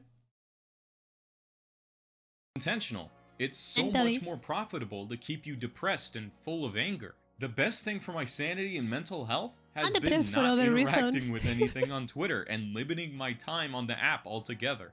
When something that's clearly trying to rile you up comes up, close the app, ignore it, or put the little not interested button and then just let the algorithm know you don't want to see That's what it I do on anymore. Twitter. It really does help. Unfortunately, as a result of all of these people engagement baiting, I still end up seeing porn every so and hate in often, but general whatever, is just man. on I the keep looking. rise. People who aren't looking for that It's actually funny. The porn is more strong than rage bait.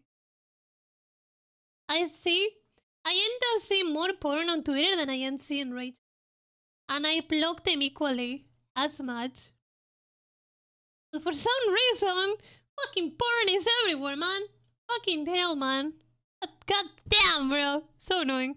engagement are just spewing vitriol online because that's the culture that we've cultivated. I feel like as well we need to look at ourselves and realize that with the anonymity online, it's a lot easier to feel hate and anger and just be mean to people. It's so much easier when you don't have a face to put to your name. You don't have to stand for it. It should not be normal. You can call these things out. It's the most annoying thing when people tell you that you have to expect hate on the internet because that's just how it is. You should never accept that's how it is as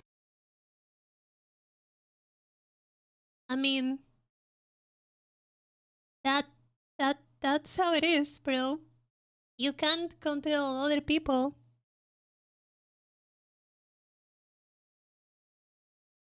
You have to expect that people will be mad at you. an explanation for anything. Sorry, I know that was a bit preachy. I know I'm just a silly penguin guy on YouTube, but I mean, at the end of the day, it's just opinions. So he has an opinion, I have an opinion, right? And it's just an opinion. There's no fighting here. This is what I think and what he thinks. He's no less grown than I am, and he's no more right than I am. It's just an opinion. I really hope that you take that to heart. And if you're thinking of becoming a creator, please do not fall into the trap of chasing viral topics or whatever's big or engagement baiting. Just be yourself. It's too be late, authentic. bro. People will It's come too for late. you. People will what for I'm a you? fake This ass. video is coming out very close to the 1-year anniversary of me starting this channel, or at least this iteration of it. And I just don't like the fact that there's so much hate on the internet now. The internet Me that I'm neither. inheriting is so much more angry than the internet that I grew up with. While I as one person can't change it, it doesn't have to stay this way. We can move forward and get better. Anger is not a healthy emotion to be the main one that you feel every day. Try It will and not last find forever. something that makes you happy. Anyways, Greenlos, I have to go. I'm gonna go play some video games, and by that, I mean I'm gonna turn on my PlayStation and then probably sit on my phone for an hour and a half. Yeah, because PlayStation has no games. Ah, what a great video though. Damn, I liked it. Pretty good video, I liked it, guy. What I don't agree, I hope that doesn't have copyright. What I don't agree with a lot of the things is I think the video was great. I think the video was great, I liked it. It was pretty good. It did make a pretty good video. I did agree with a few things that you said though. But it's because a lot of this shit is just opinions. It is just opinion. He is no less or more right or wrong than I am.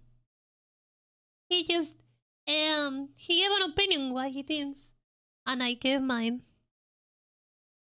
Really cool video though. I did enjoy it. His script was really good. He kept a really good line of, you know, there was no pauses, nothing, no bullshit, you know. I don't know, I really enjoyed it. So yeah. What do you guys think?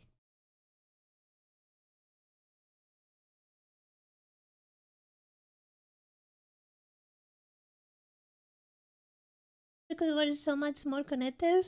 Sex sells.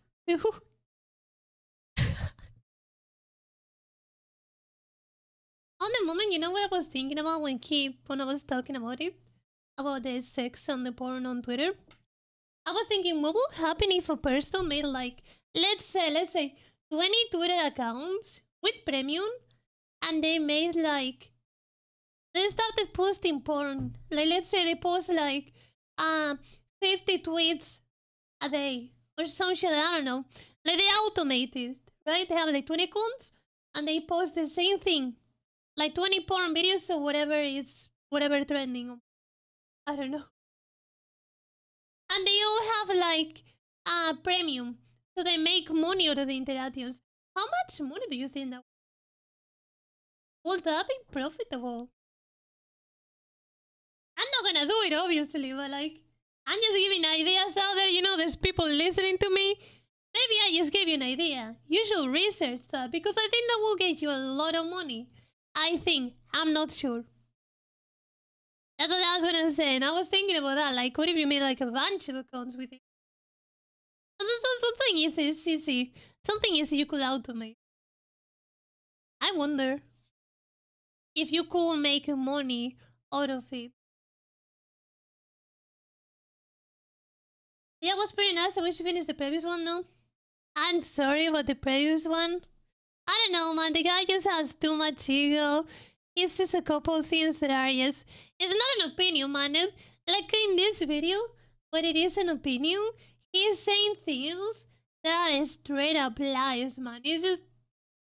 It's misinformation, basically. It's just misinformation. You can't say muscle memory is not real. It is. It is, bro. That's straight up misinformation. That's why I just didn't finish it. Because, like, and I cannot go through it. I'm so sorry. Too much ego. And, like, let me tell you, let's be honest. I do have some ego. I do have a lot of ego at some point. But that's because of my autism. I'm not excusing it, I'm just saying, and I'm honest with you, right? But like, he's single. It's too much, bro. It wasn't the main point why I started the video, but it was like one of the things, you know? But I was like, yeah, okay, bro, we get it, right? Maybe if he put better gameplay, I wouldn't be so irritated by it. But it's because I was hearing it when I was watching the gameplay, and I'm not gonna lie, I think my gameplay looks better, and I play like shit. Let's be honest, I'm not the best, I'm not even close, I'm a piece of shit.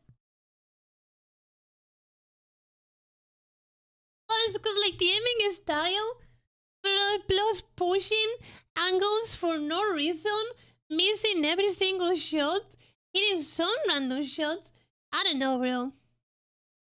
It was just such a mess. I'm so sorry, but I just couldn't watch. So bad. I'm sorry. Also, I think I'm not sure. I know some serial made a new video. I'm not sure though. What's this shit? Is it gonna be a musical?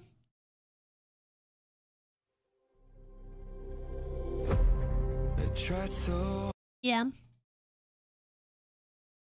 Oh yeah, sorry. I couldn't do it.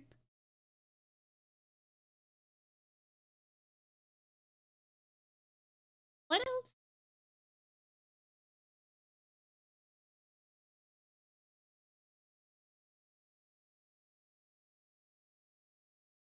Simplify your gaming. That sounds like a video topic. Let's see. Have you ever found yourself playing a game that you're not? And put it again. Have you ever found yourself playing a game that you're not really enjoying? I've been there. I've been there for a long time. I've been locked into loops playing games that I didn't really love. I was just kind of doing it to stay up to date, to Yeah, I also play Valorant, don't worry. I feel you, play man. the new event. Doing it because friends were playing it. And that's not Valorant. bad, but so much of modern gaming, honestly, modern life and modern technology has a way of trapping us in cycles. And these cycles honestly turn into this like mindless consumption. Endless live service games are out there. There are so many repetitive grinds, AAA games that promise the world, but do they really deliver the fun? I've been thinking lately about just simple solutions to this. You know, today's gaming landscape has a lot of options, but more often than It not, does. I'm finding plenty of these choices don't always lead to more fun. At least a lot on the AAA side. There are so many cool indie games being made right now. And I just don't want to see others, you know, playing a game or getting stuck in a rut where they're frustrated, they're burnt out, or having, I don't know, this unspoken obligation that they put on themselves to keep up with the latest trends, especially if you're not enjoying it. I think we've all been there to a certain extent. Maybe logging into a game out of a habit and not out of joy. The thing that a lot of people forget, and I do too sometimes, and I think about it and like, damn, that's so true. Well, especially when you're a content creator, it's really hard to remember when you used not be. Like, let's say if you remove the content creator part and you're just a gamer, right? Well, the attachment to a game you get from being a content creator is not even close to the one from just being a gamer. It's not the same feeling. Streaming or making a video while playing a game than just playing a game. When you're just playing a game, a lot of the bad gets highlighted a shit ton more than when you're just, for example, what I'm doing right now. It is crazy. And a lot of the content creators forget about this. That there are people that are just gaming for gaming, like just gamers, period. It's a lot more bad than they put it because they forget how bad it actually is getting. I think about it like this. How many people do you see immediately grab their phone and go to a social media platform and just start scrolling the moment that they're bored? Are they really doing it seeking joy, or are they just doing it out of a habit? And it makes me ask the question, at least on gaming, why continue playing something that is more of a chore than a hobby? I've been thinking about this a lot lately, mainly because I started using a classic iPod again, and I've started playing my PlayStation 2 again. And I gotta say, there's something so nice about this old tech where there's no updates, there's no notifications, you don't have to install the game. I turn on the PlayStation 2 and I'm in a game enjoying it within like a minute or two, as long as I get past the boot screen. And these games are super fun. They're designed to just be great player experiences. They didn't have these FOMO live service events. They didn't have microtransactions. They had to. They are made to be fun. They were made to be games. Now, well, yeah. prioritize the player experience, or people wouldn't buy the game. They wouldn't spend their time playing this game. Same thing. I went back to the classic iPod because I'm so tired of paying a monthly subscription for music streaming when half the songs that I want to listen to are off the service in a few months because of licensing issues.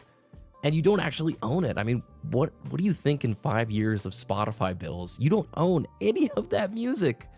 Whereas the old days growing up, you find the album, you buy it, you put it on the machine, you transferred it to your iPod, and you owned it forever. And it's been so fun listening to tunes and things that brought me so much joy like 15 years ago. And it's like, Back then, you needed to do these challenges where you had to get 2 360s from like 150 meters away with a pistol on a jumping enemy to get the coolest skin on the game.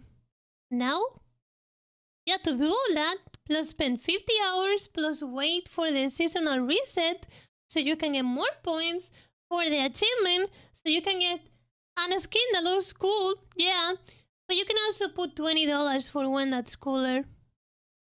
That's gaming now. Oh, and the other one was free. It came with the game. Like, I bought it once, paid what, $12 for an album, and I've been able to listen to it so many times over the years without all the distractions. And it's made me realize that so much of our modern experiences, be it gaming or technology, they are engineered for our addiction, not necessarily the best experience. Think about it this way. As a player, you know when a developer has designed the game with your best interest at heart. Like when they're making something that's really fun, it's ethical, it's a great time. Just like you also know when a developer or a publisher has built something that's clearly there just to exploit psychological triggers and not make the game experience better. The need for rewards, the fear of missing out, the lure of infinite progression. When used well, you know, with putting the player first, it can be great. I think Warframe is a fantastic example of a really fun live service game that delivers hundreds of hours of really great fun where you don't have to spend a dime. It's... Can you guys please stop putting Warframe on my fucking face? Bro, I don't wanna have another Destiny 2 experience, man. I'm still traumatized. Like, sure, it must be so good, but like, bro, I'm sorry. I don't have the time. I just don't got the time. I'm sorry. I bet it's really good and fun, but I just don't got the time, man. I'm so sorry. A great experience. Not perfect, they all have their issues, but then there are other live service games where you know that product only exists to squeeze the lemon that is the player for every single ounce of monetization that they can. And I've talked about this quite a bit the last 5-6 months, but it still is really important to me. It is time to break away from this cycle. If a game isn't bringing you joy, if it feels more like work than play, take a break. Life is way too short to spend it on games or content or experiences that you aren't enjoying. There are some really great modern games. There are some really great live service multiplayer modern games. And if you enjoy it, play it. That is fantastic. But I'm really trying to emphasize something that I feel like is critical and I've discovered this year. The joy of playing a game purely for the experience, without worrying about the next big update. That's crazy, right? Remember when we used to do that? I do. Or what everybody else is doing online, or what everybody else thinks about it. Now, old school games and consoles, and especially the indie space, offer this in spades. They remind us that gaming used to be about the game itself, and if you enjoyed it, not trying to like keep up with a live service roadmap. And look, it can be really tough. This modern tech, this modern gaming overload is overwhelming, honestly. If you're caught up in multiple of the latest trends, whether it's the new battle pass, a limited time event, or just trying to stay current, it's easy to forget why you started gaming in the first place. Most of these big live service multiplayer games don't want you to play other stuff. They don't leave a room for a break. So trying to stay current is exhausting. It's almost like staying up to date with all the live stuff and completing the battle passes. That in and of itself is its own metagame that I think people get consumed with and then forget, like, am I actually enjoying the base game? And this is where the beauty of playing and curating a collection of games that you love is just so valuable. Even if they're older games, if you're playing it for yourself because you enjoy it, not for some external pressure, then that's great. You know, this kind of intentionality can bring back the joy that modern gaming sometimes strips away. So I know I've said this quite a few times over the last few months, but I want to continue to echo it. Step away from the content that you're not really enjoying.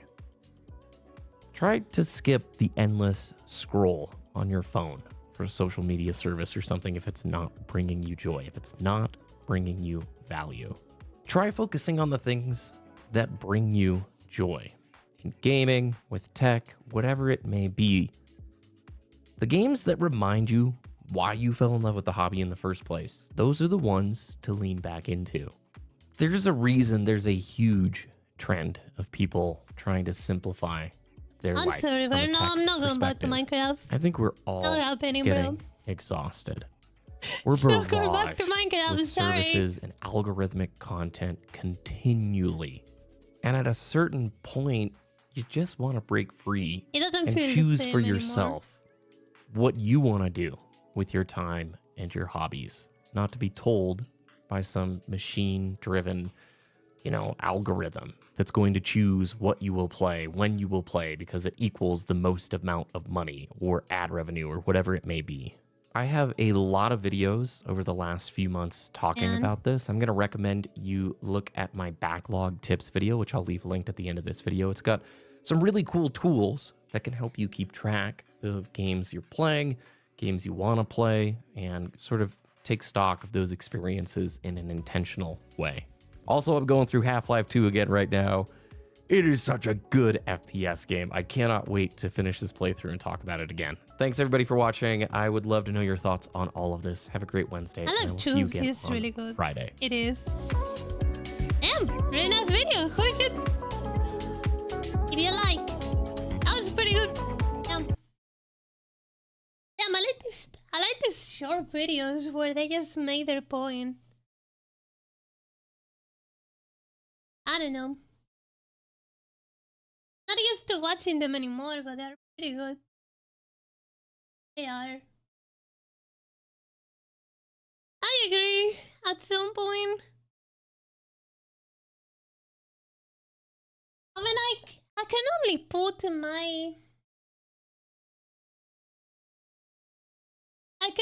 my experience from back then.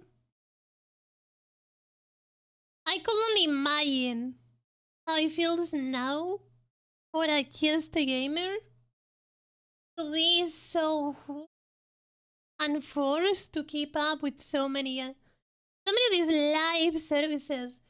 Because I'm a streamer, I also make YouTube videos. I'm not in the same position, right?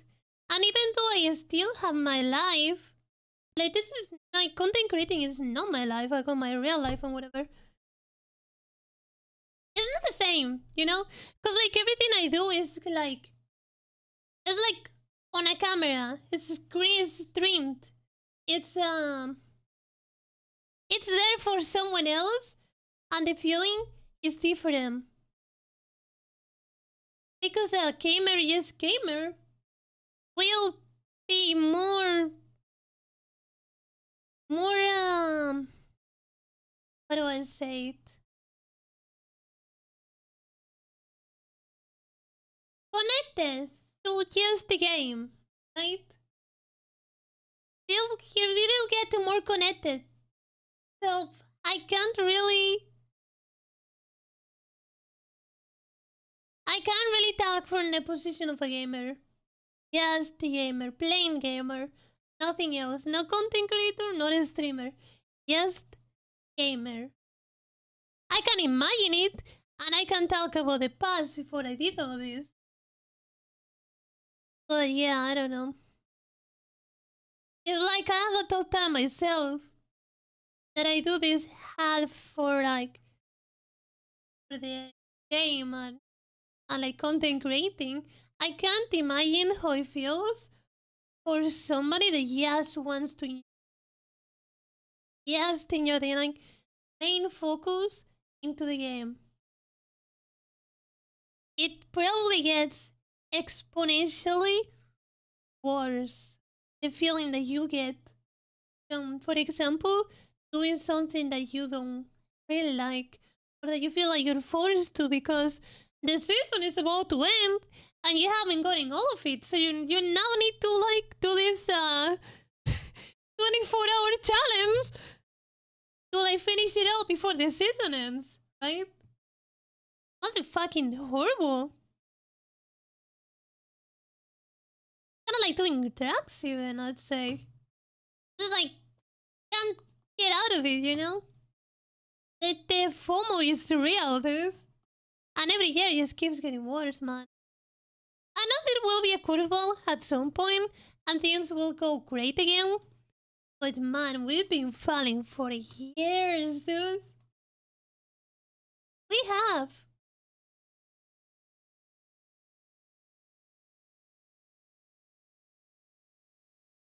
And not pay high life what it's about.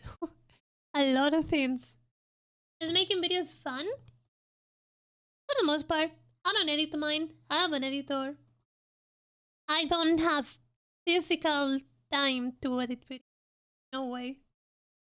I had season challenges. Me too, man. It's annoying. I completely ignored the Black Ops ones. There's an event right now where you just have to kill thieves. I don't give a fuck. I don't care, man. Like at the end you get like a weapon or a skin or a weapon, some bullshit. I don't give a fuck.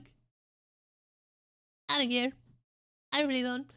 I just ignore it completely as well. It is still annoying though, cause like you see it on every game, man. It's every game, bro. There's even, I'm sure, single player games with this type of shit, and it's just dope. It is. I can't wait for the curveball to go up instead of down, and like games heal again. Like again, I'm saying it again. Like we're living through a dark age, and every dark age has how do you call it, renascent? Like it always goes back up. You can't go down forever. We will eventually go back up. And I just can't wait for that to happen. And I really hope it's in my lifetime. I do. Because it's getting time, bro. It is. But yeah. Really nice video though.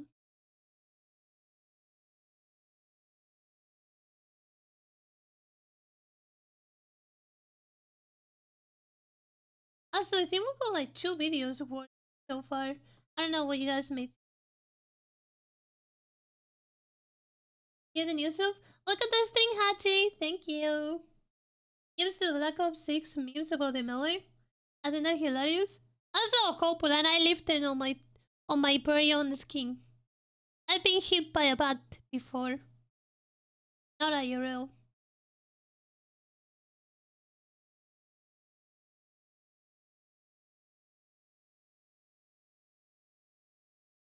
Tiger Judson. What's about gaming, but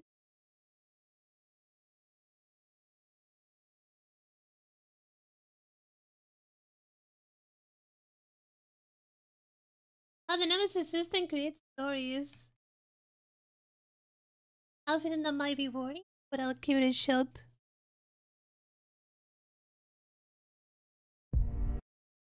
If there's one gameplay innovation that I think deserves another look, I don't know what it's the about. Nemesis system, which first appeared in the 2014 game Middle-earth: Shadow of Mordor. At its most basic, it's a villain generator, capable of populating Mordor with a handful of procedurally generated bad guys. Each one has its own name, look, gameplay traits, and personality, which is revealed in taunting one-liners before combat. I wonder which of us will kill you first! But at its best, and especially so in the sequel Shadow of War, it's a full-on story generator, which is able to spin unique and highly personal narratives from your relationships with these orcs. It's a pretty incredible feat of design and engineering. We've seen story generation stuff in games like RimWorld and Crusader Kings, but in a real-time action game with blockbuster graphics, it's unheard of.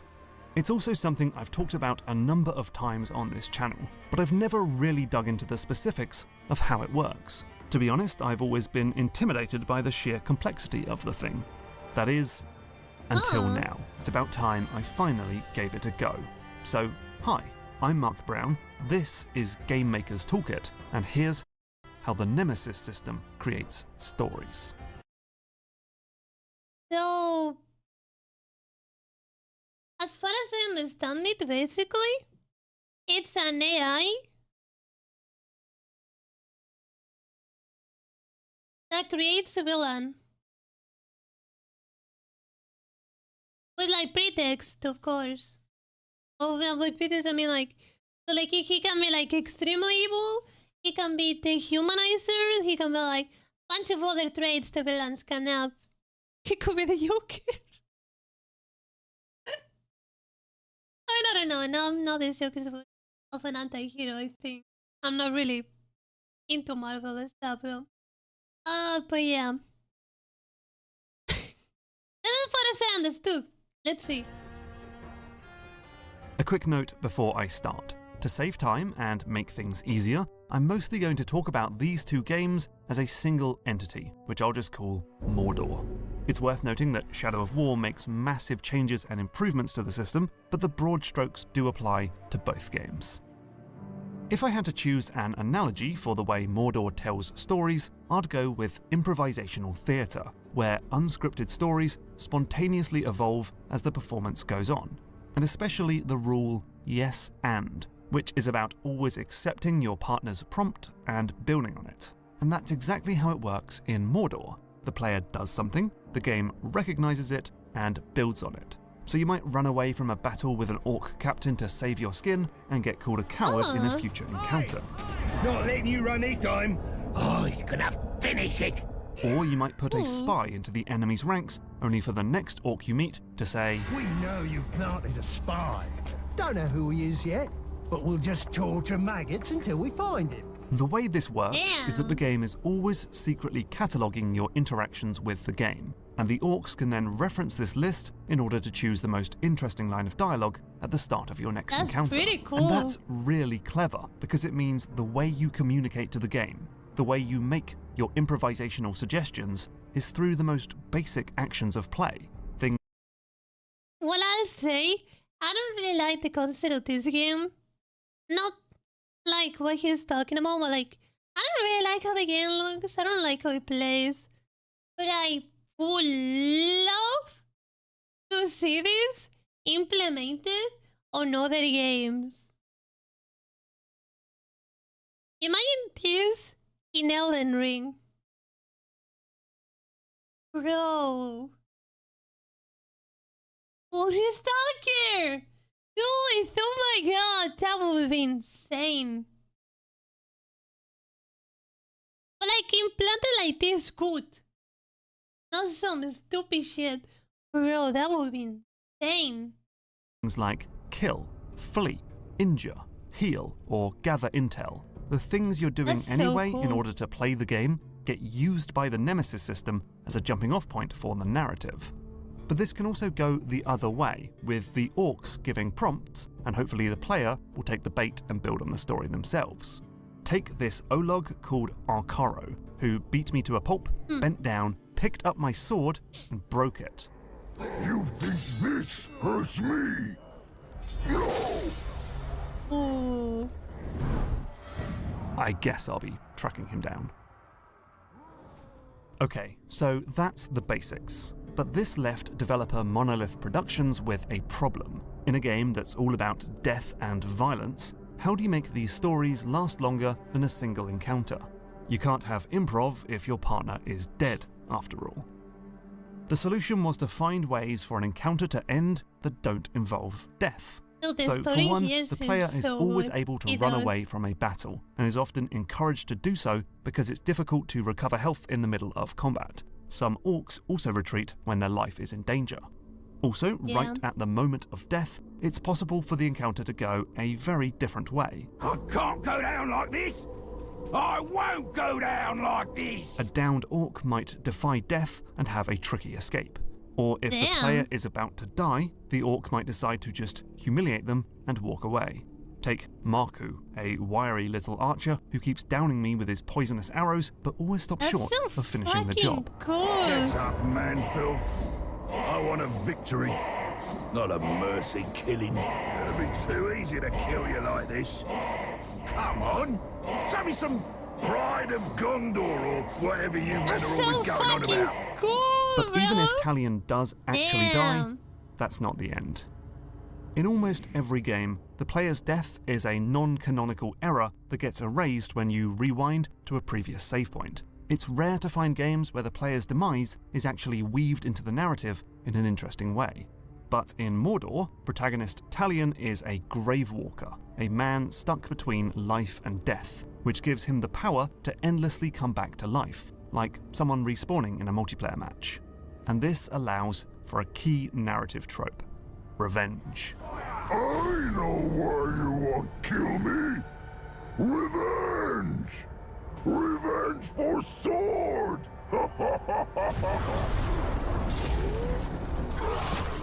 Not enough, I like that too much. Well, he won't be a problem anymore. Monolith says it was inspired by the Burnout games, where you can get wrecked by rival racers and then you're dropped straight back onto the track so you can hunt down that car and enact some sweet justice. It's only because crashing is not considered a failure in Burnout that this sort of story can happen. What? I wanted to make the racist theme. I really don't like cars, man. So sorry. I want to stay true to the topic. The studio was also inspired by the kill cam in Call of Duty games, don't like where you racing get to you. see the person who just killed you and then can respawn into the map and hunt them down. In fact, a lot of Mordor's design was about trying to replicate multiplayer relatedness with computer-controlled characters. And it's not just Talion who can respawn. Every enemy you slay has a small chance to cheat death and reappear later in the game, perhaps with injuries, Damn. scars, and prosthetics, which is another chance for the game to reflect the player's actions back on them. Like, for So example, cool. maybe I was being a bit hasty when I said Arkaro the Swordbreaker wouldn't be a problem, because half an hour later, look who showed up in the middle of a fight. I should thank you. Whatever magics you used when you took my head will not allow me to die. Getting killed by you was the best thing that ever happened to me. Gulp. Put all of this together, plus some other possible outcomes that I'll speak about later, and we can see that there's many ways for the relationship between Talion and an orc to go forward, from humiliation to fleeing to cheating death. And so, whatever way Cool. the encounter ends, every time you meet this orc again, the process repeats, but now with a memory of your previous run-ins to reference and build the story further. Something else happens when an enemy kills you. They level up, they gain new strengths and shed old weaknesses, they get emboldened, and they often challenge a bigger orc for their position. You see, it would get boring if you just kept meeting the same orcs again and again without any change or growth in the relationship. So the Nemesis system needs some kind of framework for these stories to grow on. And in Mordor, Monolith used one that's familiar and easily understandable to anyone who's worked in a job or been in a prison gang: the hierarchy. In Shadow of War, every orc Yes, exists yeah, in a you're not wrong. top-down organization I'll give you of that. Overlord, a bunch of war chiefs, the captains, and the soldiers, who are just typical disposable NPC enemies. Who hasn't been on a Mexican cartel before? Though if they kill you, they have every chance of getting promoted to captain themselves. Killing Talion can make the enemy rise up through the ranks, but if you shame a war chief, they'll get demoted back down to captain. And it's not all about Talion. Orcs are given randomly generated missions that automatically resolve after a certain amount of time, and Bro, you look like a goblin, that's not can an lead to orc. promotion, demotion, and death, causing the balance ain't a of power fucking orc. to organically shift as you play. So if Talion's immortal nature lends itself to stories of vengeance, the hierarchical framework leads to different story tropes, such as fall from grace and rags to riches. Like in my game, how Marku, the humiliating orc captain, decided to finally finish the job and use his newfound status to overthrow the overlord for top position. Which is Oh, quite the wow. move up. That's like me getting 1 million subscribers and then submitting my resume to become the CEO of YouTube. But it also means that Marku is Yeah. now absolutely untouchable unless I lead a full-on assault of his heavily guarded fortress. The orcs can also have other relationships, like a captain being a bodyguard to a war chief, or one orc being a devoted blood brother to another. I won't see my blood Aim. brother slain by such a useless little tark. And later in the game, you get a chance to make your own relationships by recruiting orcs onto your side of the war. So after Marku became Overlord, I had an idea. No matter how many times I killed Arkaro the Stitch, he kept coming back. this time with a massive iron helmet holding his head together. Is that surprise I see on your face? Did you really think you killed me? Don't make me laugh. It may tear my stitches. And it was at this point that I realised that me and the Stitch have more in common than I first thought. We're two immortal souls, trapped in an endless battle of death and respawning. And so if I'm going to build an army to take down Marku the Humiliator, perhaps we should actually work together. I swear allegiance to you. Now, I'll admit that the relationship between Talion and his followers isn't quite as well defined as Talion and his rivals. It is, after all, called the Nemesis system. So a recruited captain will effectively leave the map and may have very little interaction with Talion from that point onwards. It can be as much of an endpoint as the Orc's death. But there are some interesting possibilities. A recruit may decide to betray you and return to the enemy's side. What? You might install a spy in the enemy's ranks, only for him to be found out and executed. Oh And a shit. favoured follower might show up in a clutch moment to save you from certain death. Death cannot take you today, just as it cannot take me. Thanks, buddy. Damn. Whatever the case, these different relationships help flesh out stories because they force the narrative to grow beyond simple one-on-one tales between Talion and a single orc. Instead, it creates a weaving matrix of different relationships and dependencies that can lead to more exciting stories. So hopefully you can now see why I make the link between Mordor and improv. In most video game stories, the narrative is entirely predetermined. Even those games with branching You became paths a girl? and multiple endings yeah. are all plotted out ahead of time, like a choose-your-own-adventure book. The player then navigates their way through this scripted story. But in Mordor, the story evolves unpredictably because it's entirely based on your interactions with these orcs. It's constructed at runtime, encounter by encounter, using your interactions as narrative brickwork. Systems like cheating death and humiliation allow the stories to be longer. The hierarchy allows the cast of characters to grow and change. And relationships between the different orcs creates a web of interlocking characters. But even though we've now got a pretty solid system that allows for stories to happen, how does Monolith make sure that those stories are actually any good? First, it's important That's exactly what I wanted to ask right now. That's exactly what I was gonna ask. that you can actually remember and distinguish between these different orcs.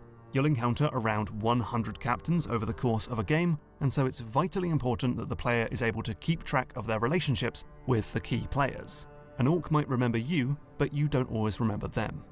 To make this work, the orcs need to have really strong personalities. They need to be visually interesting and have unique traits, like the singer. I sing this song with all my breath. what the- Take heed, for this interlude ends with your death. Or the poet. Your fate just went from bad to worse. You face an orc who speaks in verse. Or the obsessed. Oh, I don't think I've ever seen such a beautiful corpse. This is a corpse you could love and love and love. These orcs reference their unique trait constantly to keep it memorable. So you might not remember his name, but you will remember that guy who keeps talking about branding. And to keep it consistent, the game defines the orc's identity first, and then makes everything else support that, such as the weapon it uses, the outfit it wears, the choices it makes in combat, and even its mannerisms, like this goddamn singing orc who constantly says, because while Mordor is highly systemic and makes significant use Holy of shit, dude, procedural I generation, swear. there's still a lot That's of carefully crazy. handcrafted content in How much did it cost to make this game? Bro, like that system seems so difficult to implement. So difficult. It's insane though. there, which helps certain orcs become highly memorable characters. The Stitch, after all, is just a handcrafted character who may appear when an Olog cheats death. But the Stitch could be a captain, a war chief, a spy, a follower, or any other role. There are simply hundreds of voice lines for each orc to account for every eventuality. Second, the game needs to create strong, emotional connections to these orcs. They're not just characters, they're rivals and nemeses. At least trademark. Yeah, I've read in before. It really sucks. I don't know. They pull a Nintendo in there. I kind of get it 50-50 though, because like, yeah, it's such a system that it probably took so much effort to create. In a way, I would understand their position if they wanted people to pay them to use that system. Because it's so heavily complicated. It is. This connection is usually forged when you die. The kill animations are aggressive and painful. The orc insults you with taunts after your death, and we see the orc celebrating. Like, for example, sorry. Like, I would find it stupid. I would find it stupid if, like, you trademark being able to put minigames on loading screens. That's some stupid shit. But a system like this that seems so complicated, and it probably took so much effort to create it, I can understand. I can definitely understand them trademarking it. It's like, no cool, bro, but like, you know, it probably took them a long time to make. Your demise and being rewarded with a promotion. They may even change their name to denote the way they murdered you. If this isn't enough, you're encouraged to get revenge for gameplay purposes, because killing an orc who murdered you leads to way better loot. Now, these stories can be filled with really cool moments. Things like an orc cheating death, repeatedly humiliating you, betraying your trust, or becoming a deranged, babbling weirdo. These can be really powerful bits of narrative, but only when they're rare occurrences. If it happens over and over, it becomes rote, predictable, and just another gameplay mechanic. So these events are designed to be uncommon. According to Monolith, in a typical playthrough of Shadow of War, the vast majority of orcs will never cheat death, meaning that these truly Nemesis-style relationships feel rare and memorable. To make this happen, well, almost everything in Mordor has a random chance to occur. If you're downed, there's an invisible die roll to see if a follower orc will save your life. And simply put, all of the most surprising interactions are given an incredibly low chance of ever happening.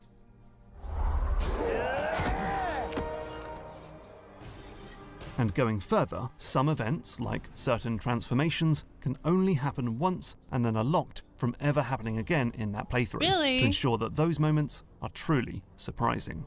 Ideally, we want these rare occurrences to happen to the orcs we actually know and remember. So, you need to know about a secret statistic that every orc carries with them, the player interaction score, which ticks up every time you re-encounter the same orc. The higher the PIS, the more likely that the orc will cheat death, survive in battles with other orcs, and more. And so, in play, it means that the orcs you know the best, the ones who have killed you multiple times or have shown up again and again, are the ones most likely to stick around and to have the key roles in the story going forward. That's what I'm saying, dude.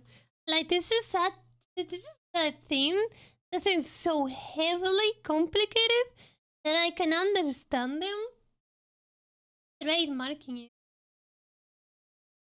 It, like, if I saw the panels that they actually trademarked, I think most people don't understand. It's not just some dumb thing, no, this is basically the whole game almost. This is like if you put the game, but you remove the graphics. That's so complicated, I imagine it.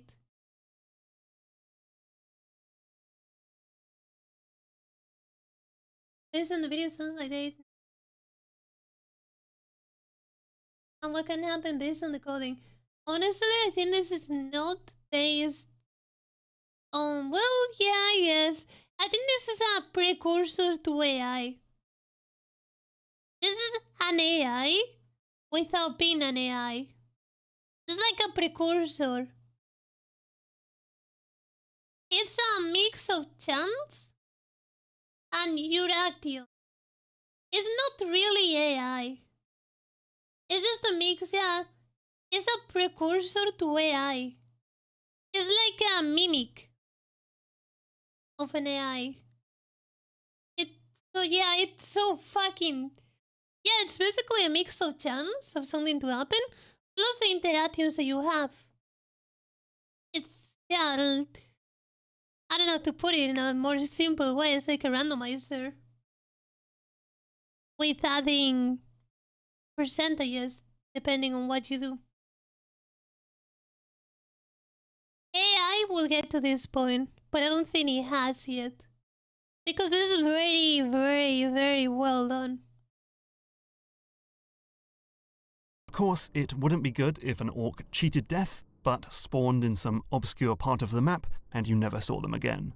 So to make sure those cast members stay relevant, Monolith cheats with how orcs spawn and will allow a key rival or nemesis to teleport in at the most inopportune moment. Orcs can even travel between the different regions in rare circumstances, so characters you had a strong relationship with in one part of the game will come back in another. There are even more secret stats behind the scenes to help drive drama and bring balance to stories. For example, if you just kill or recruit every orc you encounter, it's likely that your story is getting a bit one note. So, design director Bob Roberts says, "That's a knob we can turn. If you're doing too well, maybe somebody should piss you off and betray you and give you a revenge target to go after." Though I'm not sure how aggressive this balancing is. There were times when I had to manually increase the difficulty level because the game was just too easy and my stories were becoming stagnant. And finally, Monolith knows when to step back. Ultimately, much of the narrative in Mordor takes place in the player's head, as they make connections, infer relationships, and generate histories that may not actually be there. For example, this orc appears and says he wants to get vengeance for me killing his blood brother. You gotta be careful in Mordor, haven't ya? You never know who's got a big brother, keen for revenge. But notably, stops short of saying who that brother actually is. This allows me to fill in who would be the most interesting candidate for a revenge narrative. The orcs only have short stabs of dialogue after all, not massive plot-driving cutscenes. But these core anchors are enough for the player to fill in the blanks. It's human nature to find patterns and build narratives from disparate events, so why not just leave some of the heavy lifting to the player's brain? So put all of this together and you get some pretty amazing stories. Like the random Olog who broke my sword and got promoted to captain, only for me to hunt him down and chop him to bits. He then came back to life as the Stitch, an unstoppable patchwork predator who just wouldn't stay dead. But with the humiliating Marku now locked up safe in his fortress, this encouraged me to recruit the Stitch into my army and make him my bodyguard. We went on adventures together. I healed him when he nearly died, and he saved my life when I was close to death. And when I built my army, installed my spies, stormed the fortress, and finally killed Marku, you can be sure who I installed as the new leader. Arkoro the Stitch, death-defying breaker of swords, overlord for life. Ooh, look at that. If there's one question people often ask of the Nemesis system, it's why haven't we seen it in other games?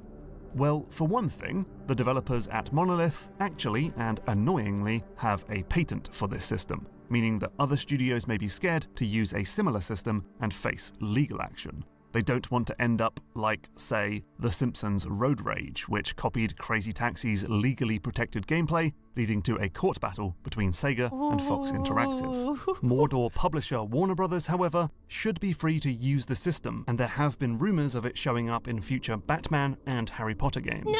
But we haven't not seen those anything games. I don't like those yet. Games. That being said, we have seen some Nemesis-like mechanics in other games, such as the mercenary system in Assassin's Creed Odyssey, and the play-as-anyone mechanic in Watch Dogs Legion. But because these systems only have a surface-level take on the system, without the massive structural overhaul or the focus on making more meaningful stories emerge, these things just can't touch Mordor when it comes to generating narratives. But one big reason for the Nemesis system losing popularity might be that while Shadow of War is an incredible next-generation step in procedurally generated stories, the only thing anyone was talking about upon release was the slimy microtransactions. loot boxes, overinflated endgame, and other trappings of nauseating live service game design. The franchise's good name was tarnished, and the developers' hard work was largely ignored. But I really hope this doesn't mean the end for the Nemesis system. As it stands, I think the system is pretty amazing. Shadow of War is a largely bog-standard open-worlder with Arkham Knight's combat system glued onto it. But it's elevated to something incredibly special thanks to this system. A system that is able to make stories that are meaningful, memorable, and most critically of all, deeply personal to every individual player. But there's also so much room for this system to grow, and so I hope we see it developed even further in future games, whether that's another Middle-earth adventure with even more complex relationships with the orcs, or something else entirely. But for now, I reckon you should give the game another shot. All of the microtransactions have been removed, and if you play on Nemesis difficulty and pretend the game ends before the enormous epilogue, I think you'll have a good time. Now to end this, and by this, I mean you.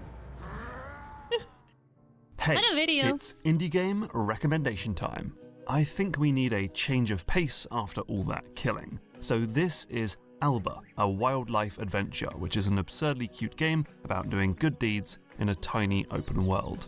My favourite mechanic is the photo app, which tasks you with snapping pics of the island's Is this many enough? unique animals. It's an adorable and relaxing adventure out now on Steam and Apple Arcade. What a video! That was really nice. Well, I don't know this was... I knew it existed at some point, like to some extent, but I didn't know it was this cool and complicated. I don't like that the Nemesis system is trademark under Warner Bros. So no one can do anything similar otherwise they get so they copyright an idea anyone can have. Those fucking bitches. I was talking about it earlier. I said that I can at some point. At some point I can understand them trademarking it. Because it's such a complicated idea. Like, yeah, it fucking sucks.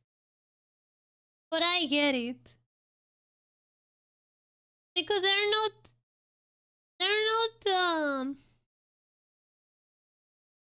trademarking something stupid like a loading screen with a minigame. They're basically trademarking what is 90% of the whole game. It's not about it being a complex idea, they come on trademark interviews. Yeah, but have you thought that they probably spent a lot of work and time and effort to create a system? Again, I'm not really defending it. It sucks that they did it. But you also gotta understand their position.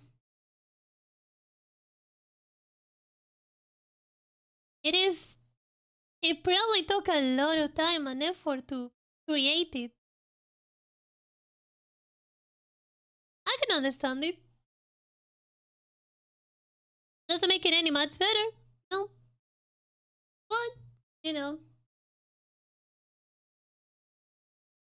Trademarking game systems, trademarking game ideas are two different things. Their position was selfishness. No, yeah, that's what I'm saying, obviously. No shit. Of course it was selfish. They wanted the money. They wanted to keep it for themselves. No shit. But you can understand why they did it. They're not trademarking something simple.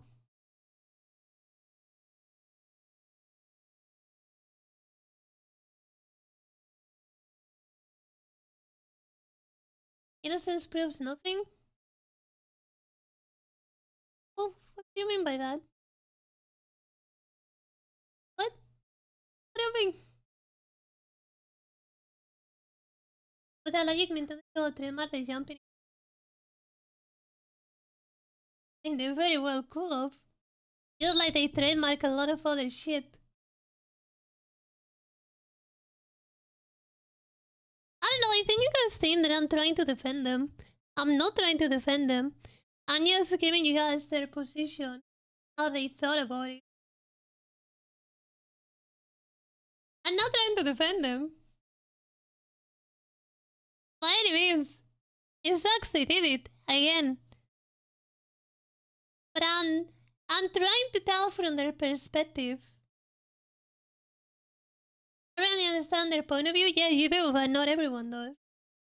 You're not the only people. You're not the only person watching me right now, you know?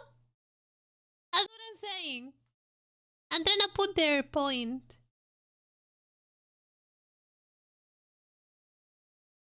Yeah, they're greedy as fuck, obviously. I mean,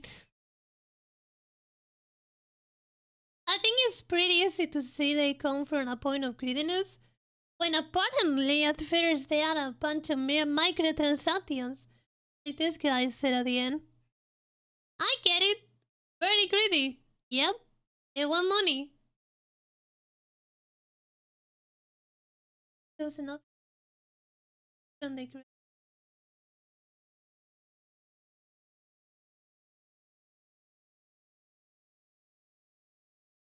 Well, with today's AI, this might... Yeah, because as far as I remember, you cannot trademark AI. Or anything created with AI. I think I heard. I don't have this on stone. I heard. So yeah, that could probably change a lot of things. Look at what models sell it to more.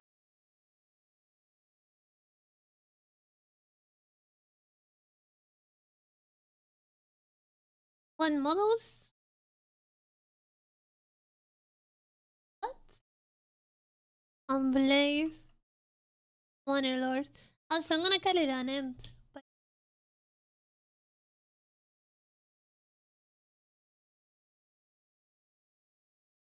did they fully in the game with you typing responses and such? Well, is it good?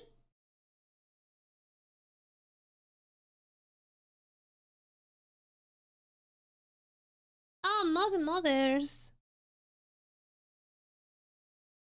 Oh. That's cool.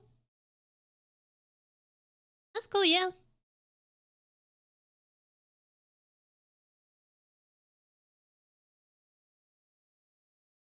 People are trademarked AI stuff and sell art. AI art already? In some place you can use AI as long as you disclose your use. Oh, I don't know. Autocorrect fucked me. Oh. Oh. Oh, shit. Look at what mods added to mod and blame one. Okay, that makes sense. But yeah, I don't know. I don't know, bro. Honestly, I don't know. Cool game though. I'll give them that. It is a really cool system. And I bet the gameplay is really well. This is not my cup of tea. And I will wish to see it implemented on games that like fit me more. But yeah, I don't think that's gonna happen anytime soon. And you're the first one? The first banner lord. Whatever the fuck. Sorry. The gameplay is good, not preferred at all, just good. How many will be your cup of tea? Yeah, I don't know about that, bro. I bet the story is really good though. Shadow of Mordor. Oh yeah. Hey, we did have some pretty good tabs too. Have we not? I think we have. I don't know how many of them could be a video. At least 2, I'd say. I don't know what you may think. The 2 then we could make into video.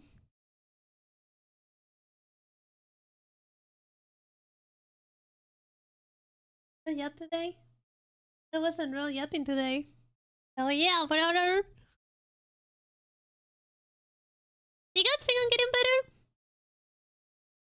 Today I tried my very best to be close to the mic. Constantly. I tried my very best. I don't know if the tracking got fucked at some point. Because I literally had the mic on my face. So, yeah. 1 second.